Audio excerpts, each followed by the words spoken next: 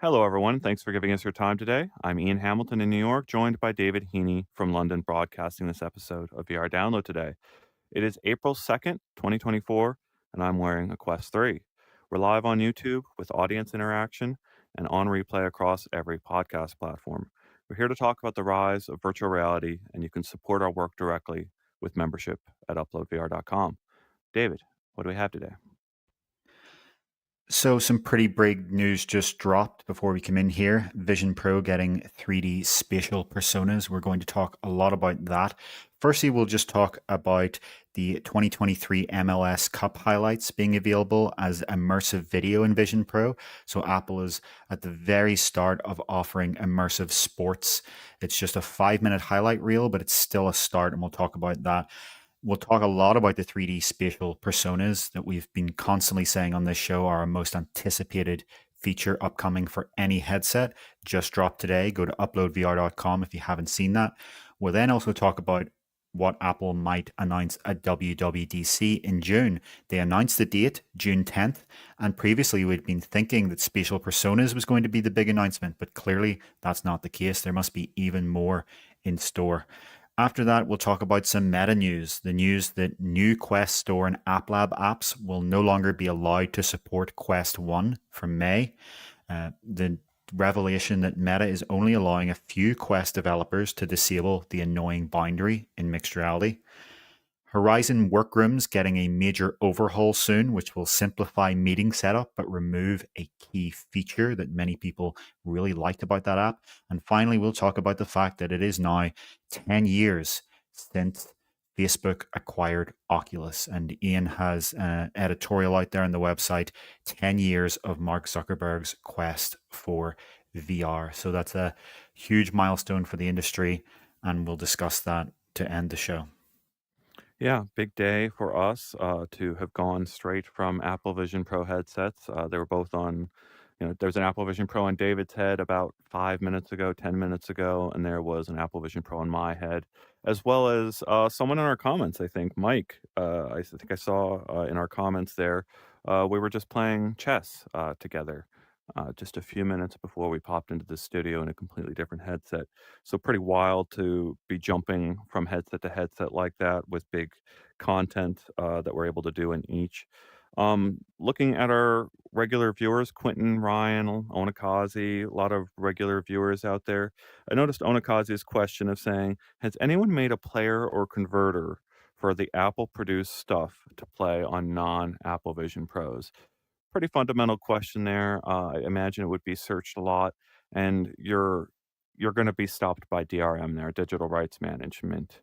That's a pretty hardcore feature on Apple's side to put DRM across most, all of their content. And then you got to figure out some way of getting that off of there in order to put it on a non-Apple headset, and that's going to be pursued by Apple Legal, I imagine, if you actually try to do that yourself. Um, but obviously a good question out there because a lot of people are going to be wondering exactly how to do some of this stuff on other headsets. David, anyone you want to respond to in the comments before we get into our first subjects? No, I think we can get straight into it, and that kind of is very much so relevant to our first subject, this 5-minute MLS Major League Soccer 2023 highlights. This is the fifth video from the Apple Immersive Video, which is based on Next VR's technology, if you've been around in this industry for a while. So this is 180-degree 3D 8K video that looks really great. If you've watched 180-degree video before, you may have noticed that it's like blocky and low resolution. What Apple's done with Apple Immersive Video and enforcing quality standards and streaming at a very high bit rate is to kind of get rid of that blockiness. And that shows in this kind of content. To directly answer that question, yeah, this is something that comes through Apple TV Plus, right? This isn't a file you download. Sure, you can, but you generally stream this from Apple TV Plus. To the idea of this being pirated sounds very far-fetched because obviously this isn't something where you can just do a screen capture. As you move your head around in 180 degrees, you're going to see different parts of the image. To somehow capture that all, it would require quite an effort and obviously be illegal to break that DRM. What I would say though is, like, if you are a Quest owner, you have access to more immersive sports than this. there is those 52 NBA games that are being streamed in 180 degrees by Meta and the NBA. So that's a much sort of more compelling thing, except that that's not 3D as far as I'm aware. That's just 2D. But this is obviously just the start for Apple. And we've seen like a couple of series on Apple Immersive Video that they only have one episode out of so far. So we should be seeing more of those as time goes on. And I expect eventually the goal here, eventually somehow, is to get this to the point where they're streaming live games, not just showing you a 5 minute highlight reel. Kua in our comments saying that consumer VR 180 cameras are catching up over time, and they're mentioning the Canon with dual fisheye. I used the old Google VR 180 cameras that they I think built with Lenovo, and I really didn't capture anything with those things that I was proud of. It was so hard to kind of pick the right matchup of camera angle with content, with a person standing there looking at the camera. And then even a little spot on the lens will completely ruin the disparity.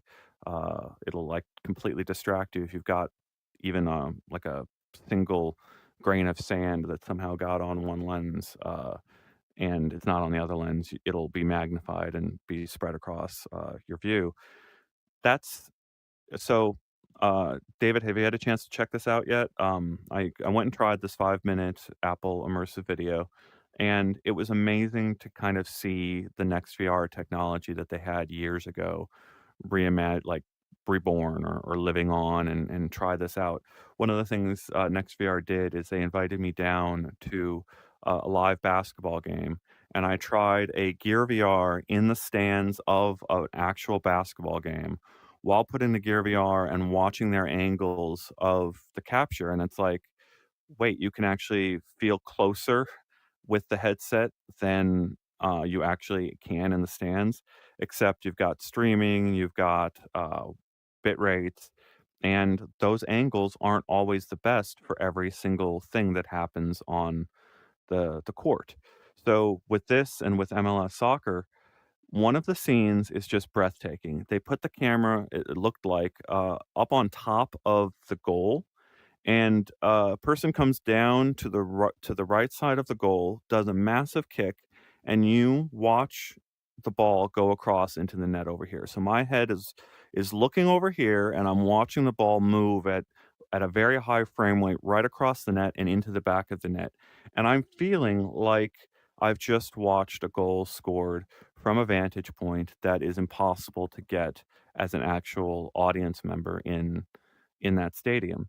Now, that is one of the highlights. That is one of the reasons why NextVR's technology probably got picked by Apple. However, if I'm going to sit there for a 2 to 3 hour soccer game, um, when that angle is all you have and all the players are at the other end of the field, it's not great, right? You're straining your eyes in order to look at the action at the other end. So we've got what we have here is a 5-minute highlight reel where they've only picked the scenes in which everything is happening directly in front of the cameras. And that's when you brought up that Meta has more games and they're all in 2D. How does this 5-minute experience extend over an entire game, and how do you broadcast it live is still something we haven't seen. Yeah, so the one that Meta is doing with the NBA allows you to change camera angle. Obviously, that dramatically increases the cost because you have to put multiple cameras throughout there. It's clear that Apple is just experimenting with this. I'm seeing a commenter here pointing out that, with their Canon R5C, they get pretty good VR 180 footage. They're specifically saying it's not blocky. To be clear, when I said that a lot of 180-degree videos are blocky, it's not the camera that's the issue. It's the streaming tech, right? For some reason, even when you upload videos to Meta and it's streamed through the Meta Quest TV app, they're still blocky because the bitrate is clearly quite low. Now, whether that's an intentional decision by Meta or just some sort of problem with their streaming tech, the reality is that Apple has solved it here. The image you get here doesn't exhibit those sort of issues. It looks as good as the 360-degree videos and 180-degree videos you have to download on Quest. There are some apps on the Quest store that are just 360-degree videos. Those obviously are huge files you have to download. What Apple has pulled off here is making it look great while streaming. I wonder, I'm not familiar though, I wonder, is Apple using eye tracking to perhaps do an adaptive bit rate based on where you're looking? That's very possible. Um, but I think what they've been able to pull off here makes me very much anticipate what they can do in future once they can put multiple cameras around, because that is a huge issue, as you say, if you're stuck in one perspective. But the magic of being in a headset is that you're not, as long as they have multiple cameras, you can just point to one and tap your fingers to teleport over there. Maybe even have an automatic system that follows the ball and changes the camera angle for you. So that was one of the. So I saw the commenter bringing up that, yeah, I talked about bad 180 cameras back in the day and how, yes, 180 cameras today would be much improved. That was a segue into saying that this is very, very, very high quality. In fact, I would call it like best in class VR streaming, but there were still problems with the capture. So very early on, I don't know, around the 23-second mark, there's fireworks that explode in the sky up there. If you go and look at the clouds as the fireworks explode around them, there's something off with the stereo disparity as the light passes through those clouds. Doesn't feel right to look at them. And then a lot of these scenes are captured at night. So you've got these really, really bright lights at the top of the stadium beaming down, and they all extend out starburst patterns from every one of the giant lights around you. Those are both fairly minor distracting things compared to the stuff that I was talking about several years ago. And to your point about streaming, David, that was the one thing that was really interesting about the Next VR work was I think even back in the day, they had functionality for you to try to uh, switch camera angles as you're going through the stream. But, how do you switch camera angles, also have someone with you watching this content? And, like, to your point, do you auto switch the cameras, or does the person have to manually switch every single time? These are the questions that they're gonna be looking to figure out right now. What I think is fascinating, David, is like Apple's testing that sort of thing here. What is Meta testing with its NBA partnership, right? So like Apple's testing what what do we need to do to stream a full game in this 183 degree, 3D format? And then I think Meta is just trying to figure out some more fundamental things over on its side of things. Yeah, I think we need to make a distinction here between streaming something that is a pre-existing video in Apple's server versus streaming a live event. These are very different things, right? Because one is you're streaming from the event to the server to the headset. That's kind of two different sets of streaming there. And the other is a pre-existing video. A lot of these immersive videos have to go through quite a lot of post-production to make them look good, to kind of fix any issues that pop up. Obviously, you pointed out there are still some issues. I think we're still quite a long way off, and we're even further off what people really want eventually, which is volumetric content. Obviously, this is all still, even when it's 3D, that just means you get a different image for each eye. If you actually move your head from side to side, the entire world will still move with you. Just like if you're on an old, Gear VR or Oculus Go, this content is still quite primitive in that sense, and we're still probably a long way off. One of the great things about that app on the Quest store, the one that has all the NBA games, and I think they have UFC as well, is that you can actually attend with a friend and they'll appear as a meta avatar, the avatars we're using right now beside you. And I think that probably can segue us over to our next topic quite easily, because what Apple has the potential to do here is to allow you to sit and watch with a spatial persona. And in fact, it's possible that's already implemented. We haven't had the chance to test that yet. Yeah, and Kuya, in the comments, just adding, let's see this one. The VR 180 revolution is coming. I think that was the key comment, and I don't think I necessarily disagree with that. Right? What's amazing here about this format and about this rolling out now is I've personally complained about the various problems with this technology again and again and again over the years. And like you go back to Gear VR and Go, there were big pushes to try to do this content.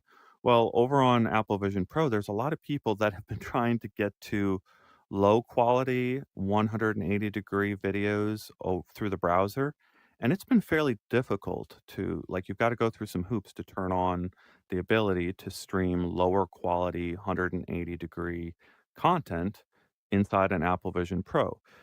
Some people were thinking Apple was trying to block that for content reasons when it's just not an enjoyable experience to look at low quality 180-degree video on a headset that has this much resolution. So it's a very difficult thing to like, you've got mounds and mounds of this type of content out there, but not a ton of it is gonna be, enjoyable on a modern headset. Yeah, there's a massive quality variance here, and the commenter here that's very supportive of VR 180, I believe the camera they're mentioning is on the order of $5,000, and maybe maybe it's a little less than that, 4,000, but it's on that kind of order.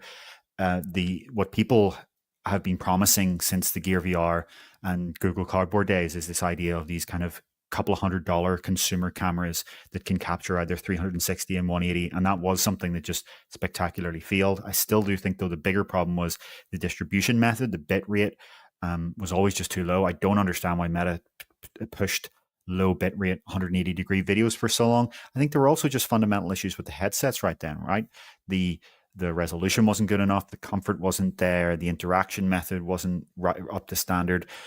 But what Apple is doing here, as I keep saying, is setting this quality bar of saying, this stuff we're putting out here, it's 8K, it's high bit rate, it's 180-degree, it's 3D, and we're not doing anything less than that. The other difference is there's a real monetization strategy here, right? Where beforehand, a lot of this 180-degree and 360-degree video was being pushed for free with no real understanding of how are we going to get people to pay for this. Well, obviously, the big change in modern years is that people now are willing to pay a subscription fee for content services. And all of this that we're talking about here, all of these Apple shows so far that in Apple Immersive Video and the MLS highlights are coming through Apple TV Plus. You pay that subscription fee not only for the traditional 2D flat screen Apple content, For All Mankind, Ted Lasso, etc., etc. That's also included in this.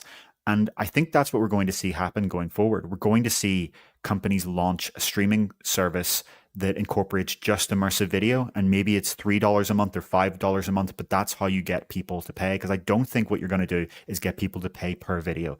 That's ridiculous. And I think some people tried and it never really worked. But including as a subscription, that definitely could work. That, there are a lot of people who are vocally passionate about how they're anti-subscription, but yet there are hundreds of millions of people who actually do want to pay a subscription fee for content services, and that is their preferred.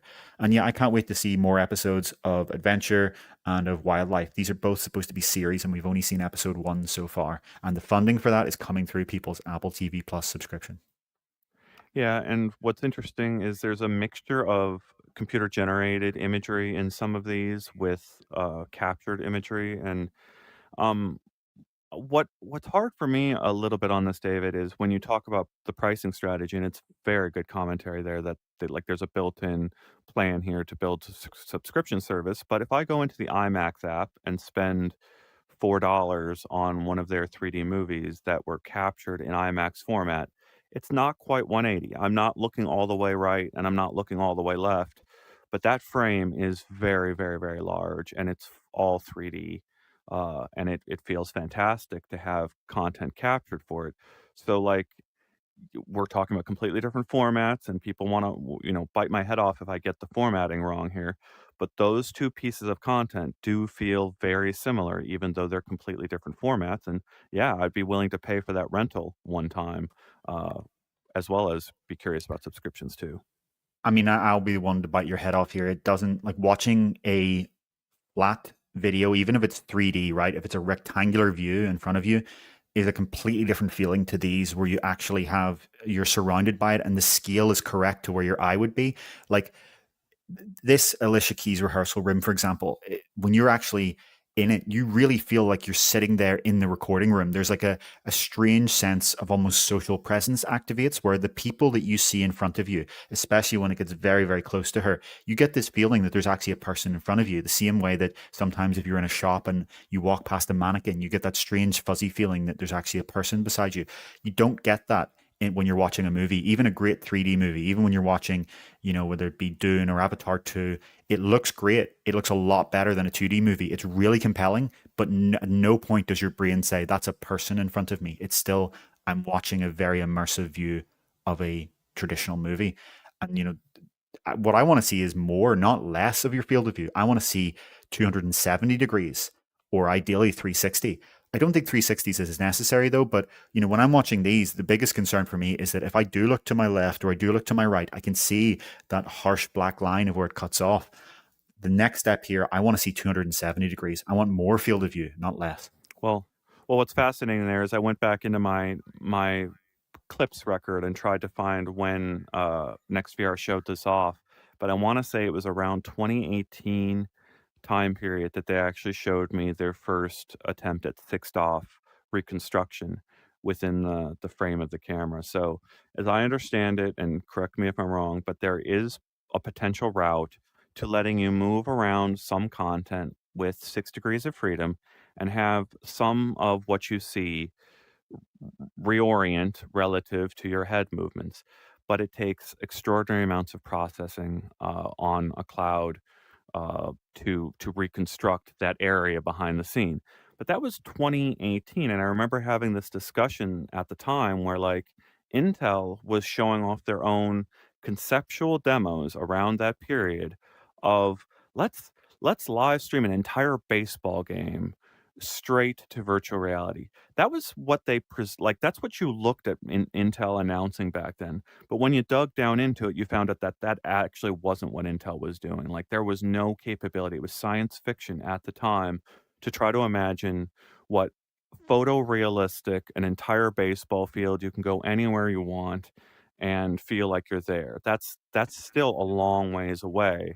And all of these formats and what NextVR is probably doing is trying to figure out how close they can get to that vision that they imagined almost a decade ago now. Yeah, so volumetric is definitely the final destination, right? Everyone wants to be able to feel like you're there, not just when you rotate your head, but also when you move your head side to side or up and down or lean forward. You want to actually translate to the scene. The biggest issue is that the sheer amount of data required to do that is enormous.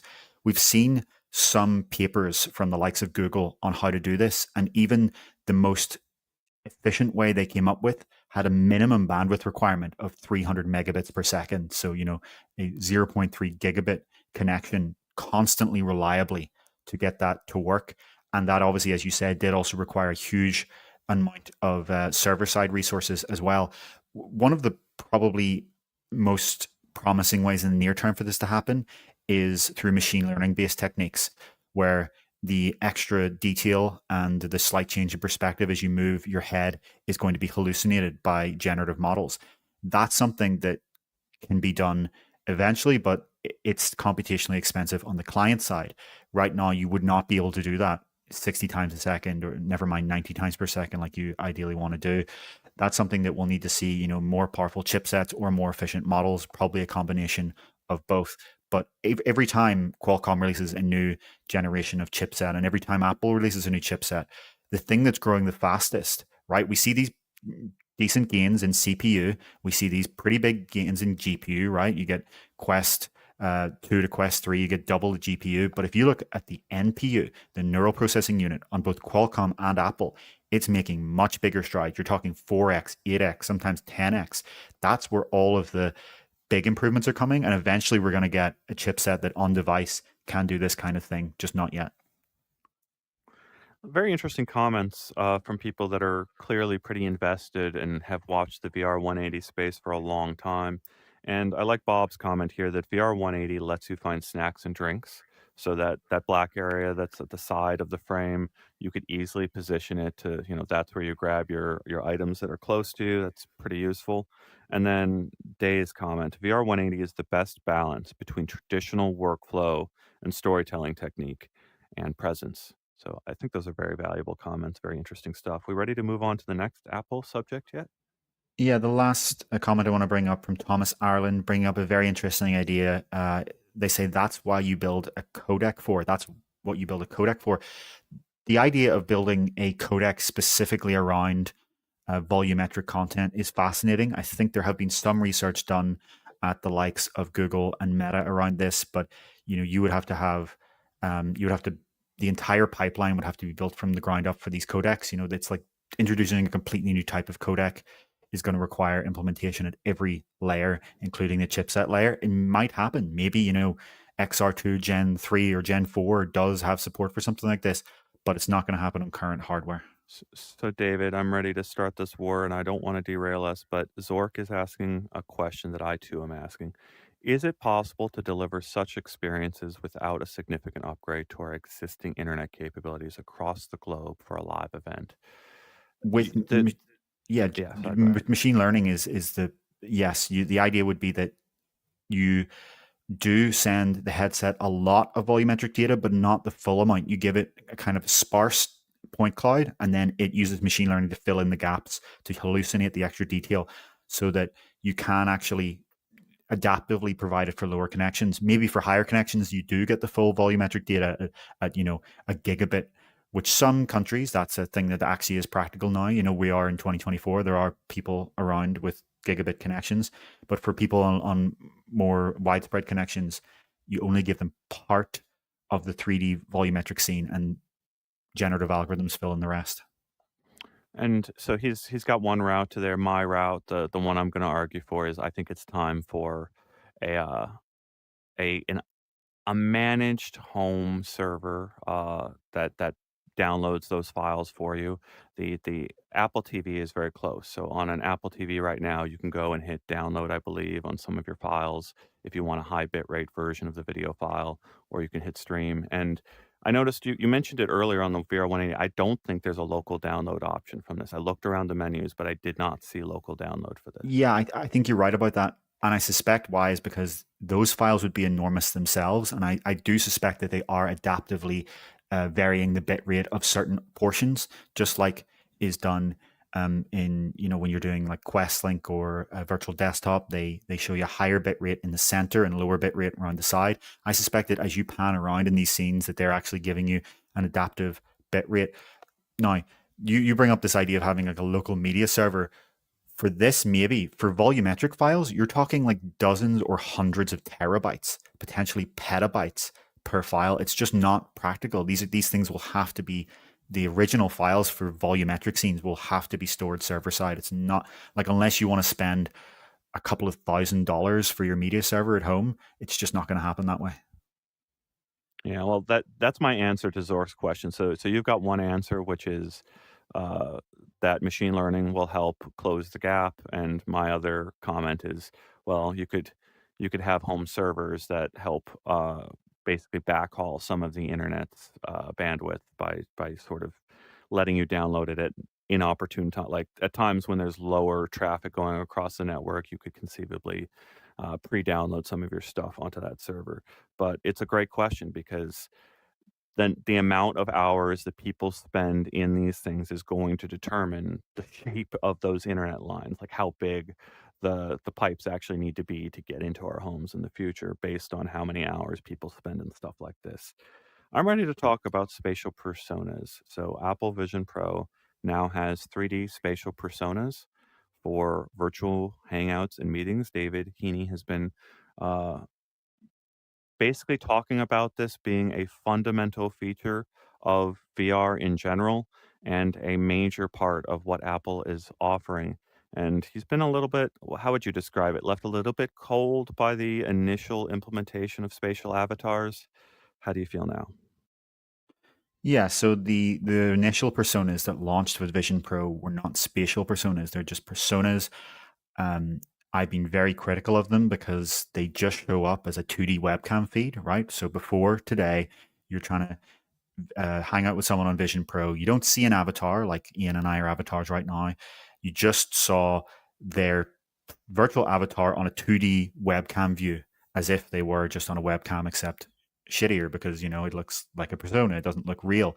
This update is enormous. This is the biggest update to Vision Pro since launch. It is the most significant one we've been talking about. This brings you real 3D spatial personas. They exist in your space, either in AR, pass through, or in VR, an immersive environment, and you have shared context in the same sense that Ian and I have a shared sense of coordinate space to this screen in front of us. I put my finger here, Ian sees my finger here. We put our hands together, they're together, just like in real life, like what you don't get on a video call.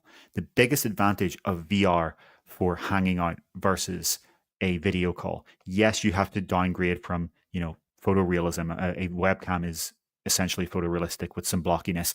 You have to downgrade to either these kind of cartoon avatars or to these spatial personas, which are getting close, but they're not quite there. But the massive advantage you get is that you're in a 3D space together. You can see the same three-dimensional object in front of each other. You can watch a screen and talk to each other side by side. You could have one friend on your left and another on your right, and you turn to your left to talk to the one friend and you turn to your right.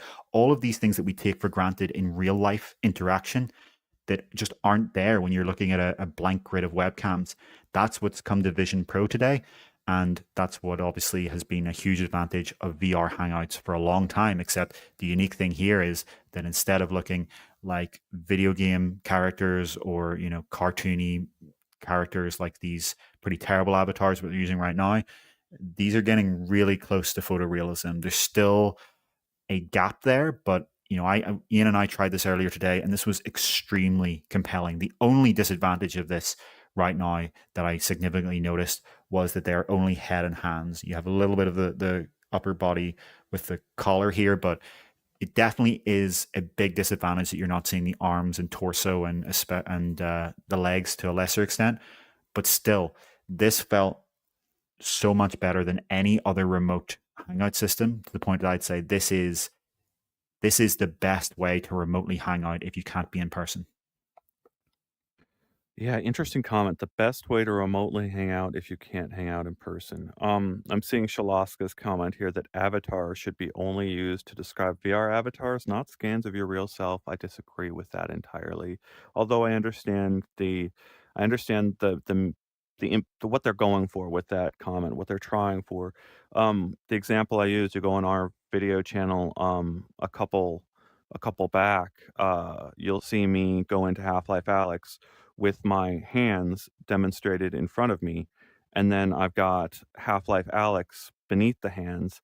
Well, Half-Life Alyx, Alyx's hands just became my avatar on top of or below what feels like my actual hands. And what's interesting is when we do these meetings, like the hands don't look like your hands to the other person. They look like generic hands. So when you look down at your own hands, you see your own hands to pass through, but the other person is seeing a neutral version of hands that I think are probably universal to everyone, like sized to maybe look like your hands, but it doesn't. They just look like generic hands. Like my ring isn't on my finger, and Well, if you've I got don't tattoos think or it's anything, those won't show up. generic hands, but what you're seeing when you look through a Vision Pro is you're seeing a 2D cutout on each eye of your real hands. What they're Sorry. seeing here is the Yeah. captured version. In the same sense that this isn't you, it is your hands, right? If it's going to have the same skin tone, it's going to have the same shape, but it's not your literal camera feed hands, because how could it see the other side of your camera feeds? It is in the same way that this is a synthetic version of you, it's a synthetic version of your hands, but it's not generic. Mm. It's just that you're not actually seeing your camera Fair. hands. Yeah, I did not pay attention to how closely, and we'll have to do more testing. Yeah, you're right. Maybe I'm wrong that it's not. I would like to see if like you could mark on the back of your hand and whether that would come across to the other person. We have yet to test that. The thing I wanted to bring up here is this is spaces technology to me. So our first section of this podcast, we were talking about Next VR's technology. This is spaces technology to me, and it kind of breaks my heart to talk about spaces, and it breaks my heart a little bit to talk about Next VR because um, these were innovative, interesting startups working at the forefront of VR technology for years. And the way I understand they went out of business, like I just want to convey it was mid 2020, the middle of COVID. Everyone is in lockdown. And I remember talking to one of the co-founders of Spaces, and he's like, "We've got a cool demo. You need to come see this." And we did this demo, and he showed me how they could have a call extend from VR using a virtual webcam to another headset, and you could still point at all the same objects together. They had figured out this. They had this worked out, in what they had done. So Spaces was a company that had location-based VR experiences. You would go to the Irvine Spectrum Mall, one of the higher end malls in the United States, and they had a building you could go into, get your face scanned, and go into a demo and put on full body tracking, put on a backpack, and then go fight Terminators, basically. This was in the same mall as an Apple store, and, I think there might have even been a Microsoft store in there, and they were showing the future of this. They were showing an amazing idea for going and having a shared experience with other people. It was expensive, like all of those, things are very, very, very expensive, but they had it. Then COVID hits, and they've got their entire company is kaput. They've got nothing that they can do. There's nobody gonna go and buy tickets to go to a VR experience and put a headset without, the rewind the time a little bit, there's no, shots in the arm yet, and everyone is terrified of getting this disease. How does this company continue? Well, they pivoted. In the middle of COVID, they pivoted and they built this. And that's what I like. These are people that are on their last bits of money from investors. These are people that are like trying to figure out how to survive. And they built this up in a very short amount of time and then disappeared off the face of the earth because they got acquired by Apple.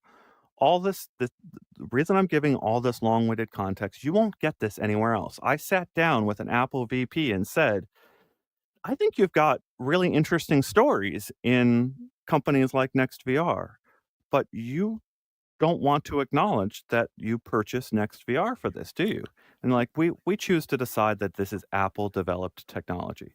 We choose to describe that Apple developed what we saw in our previous segment, and Apple developed this, and they're right, right? Apple did take it over the last finish line, right? They took what Spaces was doing and they ironed it out into the product we just tested today. They took what NextVR was So I doing and they think turned it into the product we did today. this is a lot more than just ironing out, right? If you go back and look at Spaces, the company that you're talking about here, it looked nothing like this. It was significantly more primitive. I imagine they took the basic idea, but you could say that about a lot of companies, right? There's fundamental technology in the headsets we're using right now comes from some of the acquisitions, right? The hand tracking on Quest comes from an acquisition. The positional tracking comes from an acquisition. This is the case with all of these big tech companies. They acquire companies sometimes for their products, sometimes for their talent. A lot of the time it's for the talent, and then they give that talent the resources they need to build it up. But you know, it's a ship of Theseus question, right? At what point does that become Apple's? At what point doesn't it? It doesn't No, really matter to the end user. You know, they acquired the right people. They sometimes acquire the it IP, sometimes they acquire the patent, and then they ship it, and you get this in the product. But you know, they're not sure. going to go back and You're describe this. You know, that acquisition was what, 4 years ago. They're not going to start describing this as the company, because what is a company but a collection of people, right? And then once they become part of Apple, are they that company anymore, or are they a team within Apple? Oh, yeah, so you're nailed it. You've got it, David. But what I'm frustrated by is it does matter to the people out there. It doesn't matter to the consumers who are buying the headset, but the fanboys who become invested in these platforms. And the reason I call them fanboys, like it's not called fanboys is not fair. What people do is they invest in these platforms real dollars, and then it becomes impossible to switch, and their fanboyism follows that investment, right? You don't want you end up hating Xbox as a PlayStation owner because you've got $600 in games in your PlayStation library. I'm not going to accept like you want to complain and say it's about other things, and it's probably that's actually dictating your thinking. The reason that this like upsets me as a journalist or like why it's disappointing is people like to ascribe like master planning to all of these things. An example that I use is the patent. So Apple has a patent from the mid 2000, like the early 2000s, covering the display technology inside the headset. So in this headset, the moment you put it on, you get a green outline showing you where the lenses are in front of you. You press the button and the lenses auto adjust right in front of your eyes to match your IPD. For someone like me who has an IPD that's slightly irregular, so my right eye is a little bit off center from middle compared to my left eye. Apple's patent from 15 years ago covers that functionality of letting this eye rotate or, move just slight bit compared to where the other eye is. When I went to Apple's headquarters last June and said, I have an irregular IPD, the person who gave me the number said, "Oh, it's not a problem. You're good." That was the first time anyone had ever taken the effort to adjust the IPD specifically for my use case. And you're absolutely right, David, that all these things, like, they've done more than just polishing. They've taken billions of dollars of investment from Apple and turned it into this polished product today. So yes, they the team that is Apple gets credit for taking these things over the finish line. What I'm what bugs me is we're entering this new phase where everyone is gathering into their fanboy camps and being like, Meta did that first, or Apple did that first, or they're just copying each other. And it's like, no, no, no, no, no, no, no, no, no. They're not copying. They're both developing in parallel for many, many, many years. Lots of these things that we need to use, and they're just pulling the trigger on the thing at different times. Yeah, I definitely agree that it's not copying that's going on here. These companies are arriving at a similar destination because that's where the engineering and design will take you, right?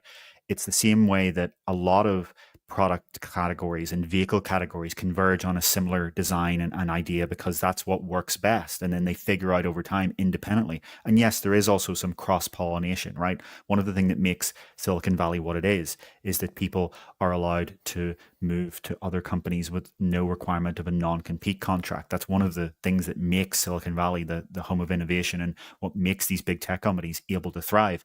The average stay at some of these companies is like 2 years. Some of the people who build one feature and for one fanboy, as you say, will then go off and build it for the other company, and they'll end up literally being it. Where if you look at it over a 10-year period, it's hard to say what collection of people was ever what company. But coming back to this, what we're talking about here, these spatial personas, what does strike me is that Meta has been publicly showing off codec avatars since I think late 2018 now, and Apple has actually been the first to ship. And this is a pattern that we keep seeing. A lot of the things that were in Vision Pro, including the eyesight screen and these now 3D spatial personas, were things that Meta has obviously been working on because they've showed the research. It's not that Apple's copied them, and it's not that when Meta releases their version that Meta copied. It's just that Apple was actually the first to ship. And I think Meta is really, really definitely going to want to get this into their next headset because, especially for meetings, as we'll talk about a little bit later, having this kind of avatar versus this kind of avatar is a massive advantage if you want to convince companies to start using this for remote meetings. There is just a completely different level of professionalism.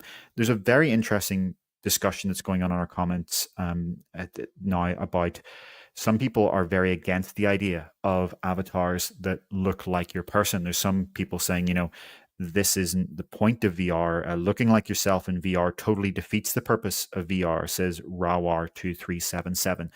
And I think, as Wabu rightly points out in the comments, VR has many different purposes and contexts. There is no one true purpose of VR. I think that's a great comment because it's completely right. For some people, yes, the point is to go into VR chat and look like an anime cat girl and be a completely different thing than yourself. And that's fine if that's what you want.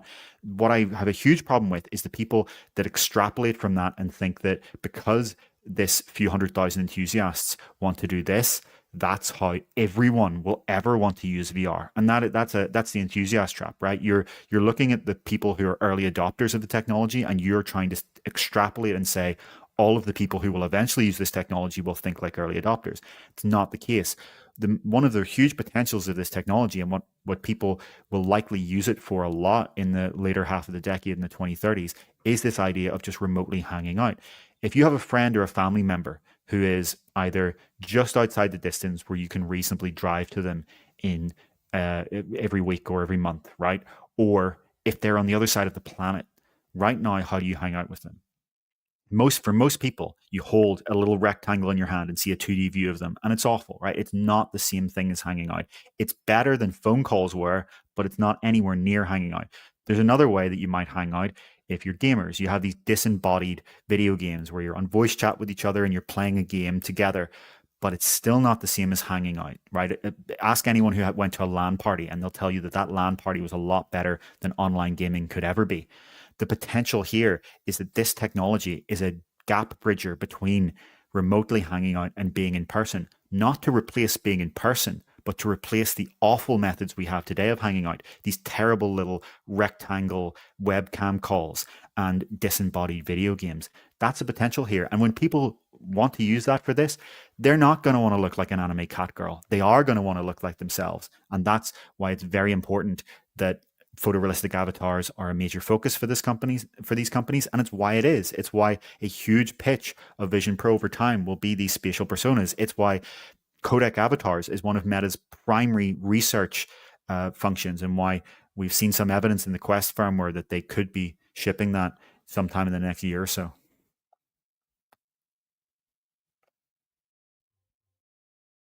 So a couple thoughts here that I want to add. So in my first hands-on with the personas last year, I kind of said that I thought I would be uncomfortable after talking to one of those avatars after a couple minutes. And I think now, having experienced them for hours, I have to, I don't know if it's retract, but amend that comment.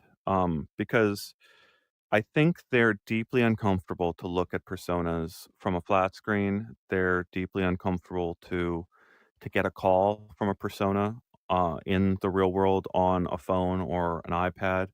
Uh, but it's actually there's something pretty remarkable about them that make them work in VR when you're talking one to one with another person. And we experienced that for the first time truly as Apple intended, I think, today with the spatial avatars. So, James and Mike and David, I met all of these people in VR over the last 2 hours. And like James is over here and he's turning around and laughing while he's doing it. And out of the corner of my eye, I'm seeing a grin on his face, a smile, a laugh that conveys to me some element of humanness to him that simply would not happen if David and I were wearing Meta Quest 3s that don't have actual face and eye tracking. So, um, there was some combination of what Apple is doing between the hardware, the software, the avatars that conveyed more of what this person is doing, and it really had a major impact on me. But this goes to one of these fantastic comments we had up here. The foundation sets the horizon. The foundations you set the horizon of where you're going. And I think that's a fascinating thing to think about. What Apple did was it set the foundation for all of its future endeavors in this area with this hardware platform. With the exception of maybe eyesight, there's not much we imagine Apple removing from this headset except mounds and mounds of weight, right? We expect them to try to use this as the basis of what they're building forward. However, over on the MetaQuest ecosystem, they've got an assortment of headsets without face tracking on them. And, they've got to figure out how they move their whole platform forward with a bunch of devs who didn't support that feature whatsoever. So that foundation is different. However, if you think about what Horizon is, its literal name is Horizon. I think of Horizon as Meta's true foundation for the future of everything else it does. And the moment that Meta flips the switch and makes Horizon the basis of its entire operating system, they're going to force every developer on the platform to have to redo their entire plan for how you get into their game from Horizon. I'm Yeah, convinced I that think that's been their path for years. it's a much wider discussion. I think we'll come back to that when we're talking Yeah. about Horizon at some point. I think we'll try to keep this about the avatars just for now. But for the record, I don't think Apple is going to remove eyesight. And an interesting thing you might not know if you're not a Vision Pro owner, if you haven't watched or read any reviews, is to set these up, you hold the headset in front of you and you're guided by the eyesight screen, which becomes 2D for the setup process and tells you to kind of move your head from side to side and smile. It takes about 30 seconds to a minute in total to set it up, which is remarkable. So, even if Meta does release codec avatars, they're going to have to either have a front screen as well to guide you or just do it through audio, which is probably a lot more clunky. And it's these theme personas that are driving that render view of your upper eyes and upper face, your upper face and your It eyes in Vision Pro that people see. The problem is the front display's hardware isn't great right now, but that's a solvable problem over time. And it seems like to me, Apple is saying something fundamental with eyesight, that they want other people in the room to be able to see your eyes and not have this kind of closed off opaqueness. And it's not even that. It's when you can see them, it's important that they can see you, right? When you have a Quest 3 on, a lot of the time, people's first instinctual reaction if they're in the room is that they're unsure whether you can see them, and they're uncomfortable by the fact that they don't know when you can see them. You could think of some sort of solution of, a light on the front that only shows when you're in pass through, or some kind of like really simple color. But even then, you need to then communicate, what does that color mean? The clearest way to do this is this reverse pass through, this eyesight. Not only do I think Apple will keep it, I think Meta will implement it themselves eventually within the next 3 to 5 years. mm, yes, some very, very interesting things to think about. I'm Wabo's comment and people talk about makeup. I think about makeup as a very good example, right?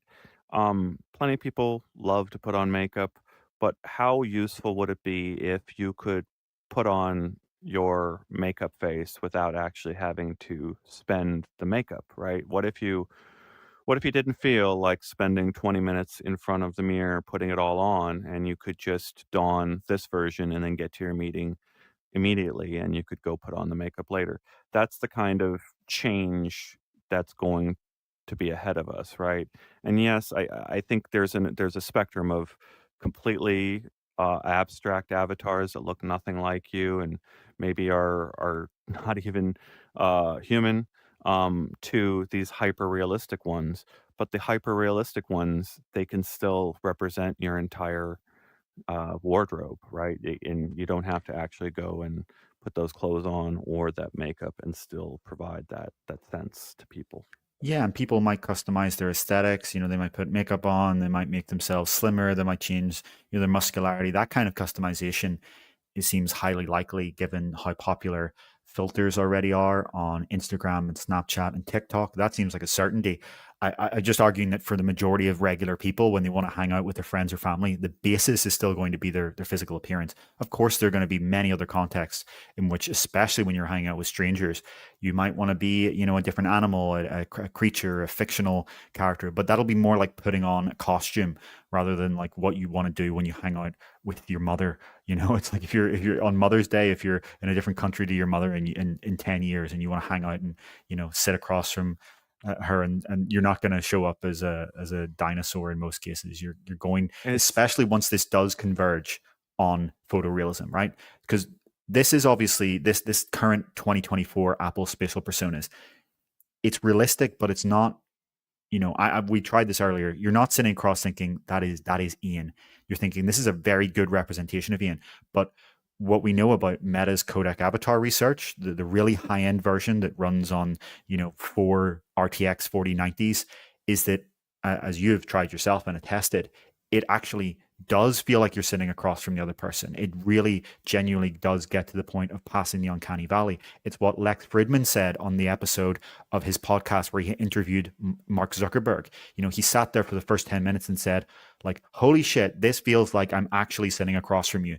It doesn't look like a really, really realistic avatar. It literally looks like I'm sitting across from you. The question, of course, is how long does it take to get that into a real product?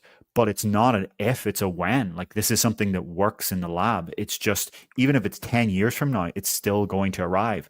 And at that point, this becomes a way that regular people can hang out. That's just the thing that I don't think people are grasping. This could be the biggest use case of this technology, of these uh, VR, mixed reality headsets, spatial computers, whatever you want to call them, the ability to feel like you're sitting across from a person despite the fact that you're on the other side of the planet. That's enormous. That's like as big as the invention of the telephone. I don't think a lot of people that are currently focused on the short-term applications of this technology like games and social VR platforms quite grasp how big this would be for a mainstream adoption feature. Mm. Yeah, I appreciate that. And there was this argument, or like this person up here saying that there's a difference between like the number of hours you spend in VR, you may want to be one type of avatar or the other. And there's a very, very good argument to be made that like most of your time spent in VR will be interacting with strangers, people you don't actually intend to meet face to face. So why would you show up as yourself if you do that? I think the opposite is likely to be true. I think the majority of your time is going to be spent interacting with people you know in VR. But that's, I think, what these companies are testing. I noticed Andrew Bosworth, the CTO of Meta, just wrote that he was visiting the teams in New York City as well as Pittsburgh. And we do know that the teams in Pittsburgh are the ones that are building this exact technology.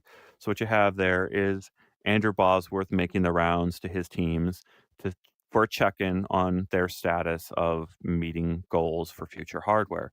Um, to David's point, and like what it feels weird to talk about this stuff because I've been witness to glimpses into how these companies are developing, but they're all being like, to David's point, the people at Meta who are building this technology view what they've done as significant as the invention of the telephone. They've used those exact words to describe how important this technology is. And they just got beaten to market by Apple's version, except to David's point, they're not they're not necessarily as good as the in research ones. What I'm saying is I went to a demo. I went and tried out the Meta Quest Pro and avatars were completely missing on the Meta Quest Pro. Here's their product launch. Here's our new headset. It's $1,500. It's got a weird facial interface. It's got a stand. And also these avatars that are future technology, we're not showing you them on this headset at all. And it felt like a letdown. It felt like, wait, you invited me out to your offices to talk to all your researchers and you let me try out this demo, but it was hooked up to a PC at the very same time that you're launching a standalone VR headset. It felt like a big whiff at the time, a big miss to show off this conceptual idea while Would you also rather them not show announcing, it? Would you rather them well, just that's never speak about this until it's ready? well now that's what I think so interesting. That is Apple's strategy. Apple hurt them, so to speak, right? Like in a certain way, Meta was gaining, like Meta uses their announcements as recruitment tools to get people to come and work for Exactly. them, right? So it makes a lot of sense for them to show off them being the future of everything, but it needs to be in products. That feature needed to be in their shipping But it products, and can't. because They it can't wasn't, do that. They don't. The technology isn't there. So as you say, the audience for this, when they show off this tech, the audience is researchers. They want to get the best people in the world to come and help them get it to a headset. But even with the Apple headset, right, that's running on this M2 chipset that takes this giant battery that is like 3 times the capacity of what you have in a Quest 3, and it's the kind of power envelope you're talking here is just so much higher. It doesn't look anything near this. And it's not one of those things where like this is a linear thing where, it gets better and better and it just feels a little bit better. This is one of those things where once you cross the uncanny valley, once you actually get to does this feel like I'm actually standing across from the person? That's a step change that goes beyond everything before. It doesn't matter who ships realistic avatars first. It matters who ships the avatars first that you literally feel like the person is sitting across from you. And this feeling is not like some wishy-washy concept. This is referred to as social presence, right? Your subconscious accepts that what you're seeing is another person. Just the only way you can do that today is real life, right? The only way that your subconscious will feel like you're sitting in front of another person is when you're physically in real life. If a technology can do that, that's a step change that means that nothing that came before matters. So I don't think they care yet until somebody gets to this. The big question, of course, is How many years till we get to this? But as I keep saying, it's a when. It's not an if anymore. Well, okay, so I appreciate that context, David. I think you're right, but where where my problem is with it is, let's say Meta ships some form of codec avatars in their Quest Pro 2. We're going to be expecting these now. We're going to be what you just described was, is it fair to describe the avatars we used this morning, the spatial personas, as a step change in how we feel? How much more together do we feel using those personas than we do with these avatars? How would you qualify it? It's interesting because I think the lack of arms and torso takes away from it more than I expected. Hmm. But that's obviously still a problem with this as well, right? A lot of these realistic avatar systems, we've seen some really, really long term research on full body stuff, but the it felt a lot better, right? It still felt like the best remote telecommunication technology I've ever tried, but it still doesn't pass the point where I would say, this is a hugely compelling way to hang out that everyone should do. It's still just the best, but it still sucks compared to being in person. The lack of the torso was a huge problem. And yes, you're right to say that some people really will be expecting this. In a way, it's a mistake for Meta to show off some of this research because people will expect it to just arrive. Um, we're talking. Some people in the comments are saying, that these require a really expensive camera rig, and you're right. This takes like a massive capture rig of hundreds of cameras to capture each person's avatar, and then we're seeing some people in the comments saying, this is why it's silly to dumb to make standalone headsets, not PC. When we say PC, this thing is running on 4 RTX 4090s. This isn't something you're running on your gaming PC anyway, right? So this is going to take so much optimization to getting into devices that it's close. The difference between a typical gaming PC and a standalone headset is that level of efficiency that Meta has to get this to. If it can get it there, it can get it down to standalone. And we already have seen versions of codec avatars that run on standalone headsets. These instant avatars that Meta showed, these stripped down versions of codec avatars that you can generate with a smartphone scan in a very similar capture process to what you do with Apple's spatial personas, they have got them running on a Quest 2. You can run one on a Quest 2 at full frame rate, 72 hertz. I think you can run two at like 41 frames per second. So, we're now at Quest 3, which has double the GPU power and like 40% more CPU power. By the time they get to Quest Pro 2, it's very possible that they will be able to run one-on-one video calls that use these instant avatars. And they're going to be a lot better than what we have now. They're going to probably look quite similar to what Apple is shipping today with their spatial personas. Except I do think the first one of them that can fill in the torso does make a big difference. This lack of anything below the kind of collar is a huge detractor for me right now. I mean, you say that as the person who has this fully rendered upper body here in the studio. It is a personal preference thing, developer to developer, person to person. I'm not too put off by it, and right, Half-Life Alyx is a game where you just have your floating hands, and I liked that choice. I In do too Half-Life for Alyx. first person, but that's very different to when you don't see the characters in Half-Life Alyx. These sort of high fidelity 3D renders, they don't show up to you with just the top of their head and their floating hands. That would look a lot worse. It's a big difference between what you see in first person and the sense of seeing someone else. I do think the ability to have a torso, and ideally soon in probably a few months from now in this studio, we're going to get that inside out upper body tracking when Meta adds it to these avatars. That's a big difference to actually be able to have body language in there. A lot of what we do when we're talking in real life and when we're moving around is based on body language. When we tried this morning, seeing people kind of float about with the top of their head without getting any sense of how their body moves, it's a big missing factor. But obviously, this is like complaining that plane Wi-Fi is slow. It's amazing that you can even get Wi-Fi on a plane in the first place. Some people would argue this is still an amazing step forward, and I imagine, will it be a year? Will it be 2 years? Eventually, we're going to get torsos on these avatars as well.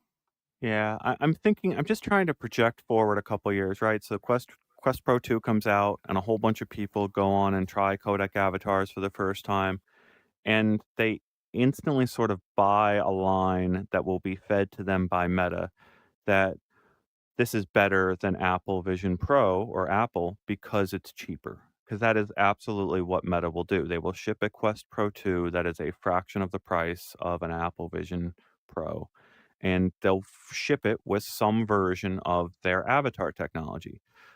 But the people who are gonna go buy that headset aren't gonna be the people that could afford the $3,500 one, and they're only going to gloat that they're getting the avatar technology from the more expensive headset on the lower end technology. But it's going to take people like people in our audience that know the ins and outs of this stuff. It's gonna take people like us to say, actually, you've got a point. This is great. This is a good version of good version of avatars at a lower price, but there's still this reason, and this reason why the better captured version on this other headset. This is a hypothetical. What the other thing that's gonna happen is this TikTok thing, where Apple just released their headset, their high-end headset in 2024. You've gotta wait for another couple of years. Like, Meta did its thing, its Pro version 2 years ago. They're going to have to wait in the cycle to release their thing.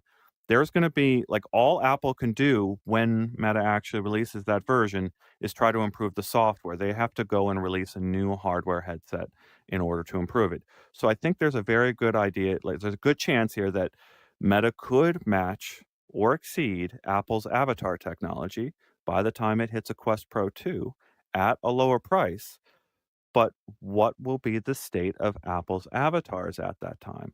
Can they do do they meet in the middle there? Like, does does Apple get to Apple Vision at, let's say, $2,000, and it does these personas, and then Meta Quest Pro 2, Meta yeah. Do those go head to head? Is that where we're heading? Like, can Apple do these avatars on lower end hardware while Meta has to do its avatars on higher end hardware? Yeah, it is interesting that they're going in different directions there. From what we understand from the reliable reports in supply chain, a LG made high-end Meta headset should arrive in the first half of next year. So, we're talking like roughly 12 months away, roughly. Whereas a Apple Vision that comes anywhere near the same price, bringing the price down significantly, isn't expected until 2027 or beyond. So there is a possibility that for years, Meta will arrive with something that is quite similar to this at a much lower cost, maybe $1,500 or $2,000. And that does matter, because that means that the biggest problem with this right now is that to use it, you need someone else with a $3,500 headset. Even if you have a $3,500 headset, it doesn't matter because this means that your friend needs one too. So bringing the cost down is a huge, huge game changer, because when you're thinking about buying a headset, if remotely hanging out is what you care about, it's not what can I afford, it's what can I afford and what can my family member afford. And yes, it's still going to be a small number of people that can afford even $1,500 or $2,000, but it's going to be a lot more people than can afford $3,500. And then eventually, we expect, say, Quest 4 is going to come out in something like 2026 or 2027, and then maybe it will have just eye tracking, and they will be able to do your facial expression and mouth synthetically. We've seen a lot of research on that, of using the microphone input to give you a synthetic face. That's what we're technically doing right now, right? I don't have face tracking. You're seeing my mouth move based on microphone input. There's a lot of research on, could you go even further than that? Could you use even some of the more subtle noises combined with more advanced machine learning algorithms to come up with things like even when you're smiling based on having eye tracking input only? Very, very fascinating idea. So I'm seeing a couple people talk about the sort of hype that happened with Apple Vision Pro at launch disappearing in the month afterwards. I'm going to argue that uh, I have absolutely no shortage of test flight apps streaming at me from developers who are buying this headset, building things for it, and then looking for people to iterate on and build out that idea. I've got a test flight for multiple things, and they're all very, very interesting ideas, laying down the groundwork for the future. You don't really need to have a big marketing plan for your app if there's if it's $3,500 to even get the headset, and the only way of actually getting people into the app is on Apple's App Store, which, they control what pops up at the top of the search results. So, like, there's no reason to go and create a lot of hype around something that is being built for the future or for a very small number of people that are only going to search in the App Store for your product. So, yeah, there's no shortage of interesting ideas that are rolling out for Vision Pro, and it was the same sort of thing from 2017 to 2020. So 2018 to 2020 was a very ugly time for the VR industry. There was people pulling up stakes left and right, a bunch of companies going out of business. The examples I was giving of amazing companies, Next VR, Spaces, innovative ideas that could not survive on their own, going out of business. Even during that period from 2018 to 2020, we're still hearing about devs who are building interesting things. They're still seeing markets for their products, and it's even more now. Like the number of people that are pitching us things, that are building things for every headset in front of us is larger than that period of 2018 to 2020. Yeah, I think we addressed this last week as well, but Vision Pro is just the very, very start. And market success and viability is not measured in influencer hype. Influencer hype is obviously going to be big around the start of products. The idea that you would somehow conclude that because the influencers who got one to make a few stupid skateboarding outside videos or whatever and then returned it a few weeks later are no longer posting about it means anything about the product itself, that's just nonsense analysis. That's just absolutely, completely not true at all. I think Ian is moving around his room here. Yeah, the The Vision Pro FaceTime is call I'm trying to end from VR, and it's not ending easily. yeah, the Vision Pro is $3,500. It's way out of anyone's price range. It's let's be honest, right? The majority of people who are buying Apple Vision Pro are rich people. They are wealthy people. Nothing against rich or wealthy people, but we have to not pretend that that's not where the Apple Vision headset line is right now. But it won't be in a few years. As a commenter says here, the next version of Vision Pro will be cheaper and better. There's all the supply chain indications are that Apple is trying to simplify the manufacturing, trying to get this at a bigger scale, trying to get more and cheaper OLED microdisplay suppliers. It's very possible we get Vision Pro 2 come in at $2,500 or $2,000. And then a few years later, you get the Vision Air or the Vision Non Pro or whatever it's called. And maybe that's at, 1,500 or 2,000 or maybe even 1,200. That's when this starts to get exciting. Everything around this right now is just setting the very foundations. This is going to be considered like a fundamental feature. And someone that buys like a Vision Air, if you tell them that the original Vision Pro didn't even have these at launch, they'll be like, "What? How? That doesn't make sense." And there's going to be features that Apple announces at WWDC. Like let's just quickly move on to that because that's our next kind of topic. That Apple announced that WWDC is on June 10th, and we really thought that this was going to be the big feature they were talking about, these spatial personas. But clearly there's more because to be clear, like this isn't speculation. Apple has confirmed that they will show Vision OS advancements at WWDC on June 10th. At UploadVR, we'll obviously be covering it and bringing you and distilling you all of the most important and big announcements. They also say there'll be an in-person experience that includes special activities. So maybe they'll have some interesting stuff to demo. We saw a rumor last week we were talking about that maybe there's going to be an Apple Pencil that supports Vision Pro eventually. Maybe that sort of thing is on this timeline. Maybe that's next year. This is going to be very, very interesting to watch because we're on Vision OS 1. This is going to be presumably a preview of Vision OS 2. By the time that the majority of people who will eventually own an Apple Vision headset get it, we're going to be on like Vision OS 4, 5, 6, 7. Think of where iOS was on version 1. Think of where Mac OS was in the 90s. This is the very, very beginning of the Apple Vision headset line. I want to throw out a random idea before we move on the Apple subject, and going to this idea of cost and use. Do you think people who buy a Meta Quest 2 or 3 for their parents to do something in VR with them. Like, do you think people actually do that in large numbers? Or and then also, do you think a lot of people, older folks, are put off by their experience once they put on the Quest headset? Is that a thing that keeps them out of the headset? Where I'm going with this is if you have a 70 or 80-year-old family member and you have a lot of money lying around, is there a case to be made that you sell the car and you get your old folks a VR headset because they are no longer safe to drive on the road? So a Vision Pro right now, I think it's too heavy. The software is still a little bit too rough, but we do know that people do that with the Quest because it doesn't have to be sell the car. You know, Quest 2 is now $200. Um, we've seen, discounts in the past down to like $250, and refurbished units were like 230.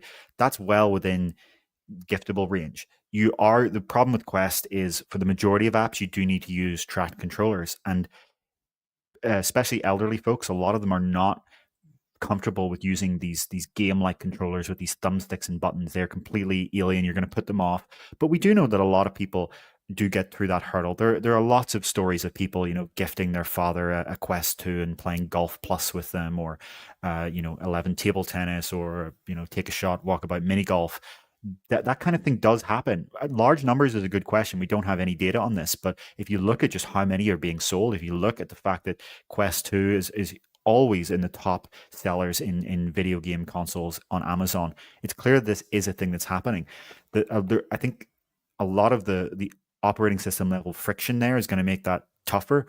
And some of it, I have to say, is down to app developers. There is still a design pattern in VR games that is very much so coming from traditional gaming.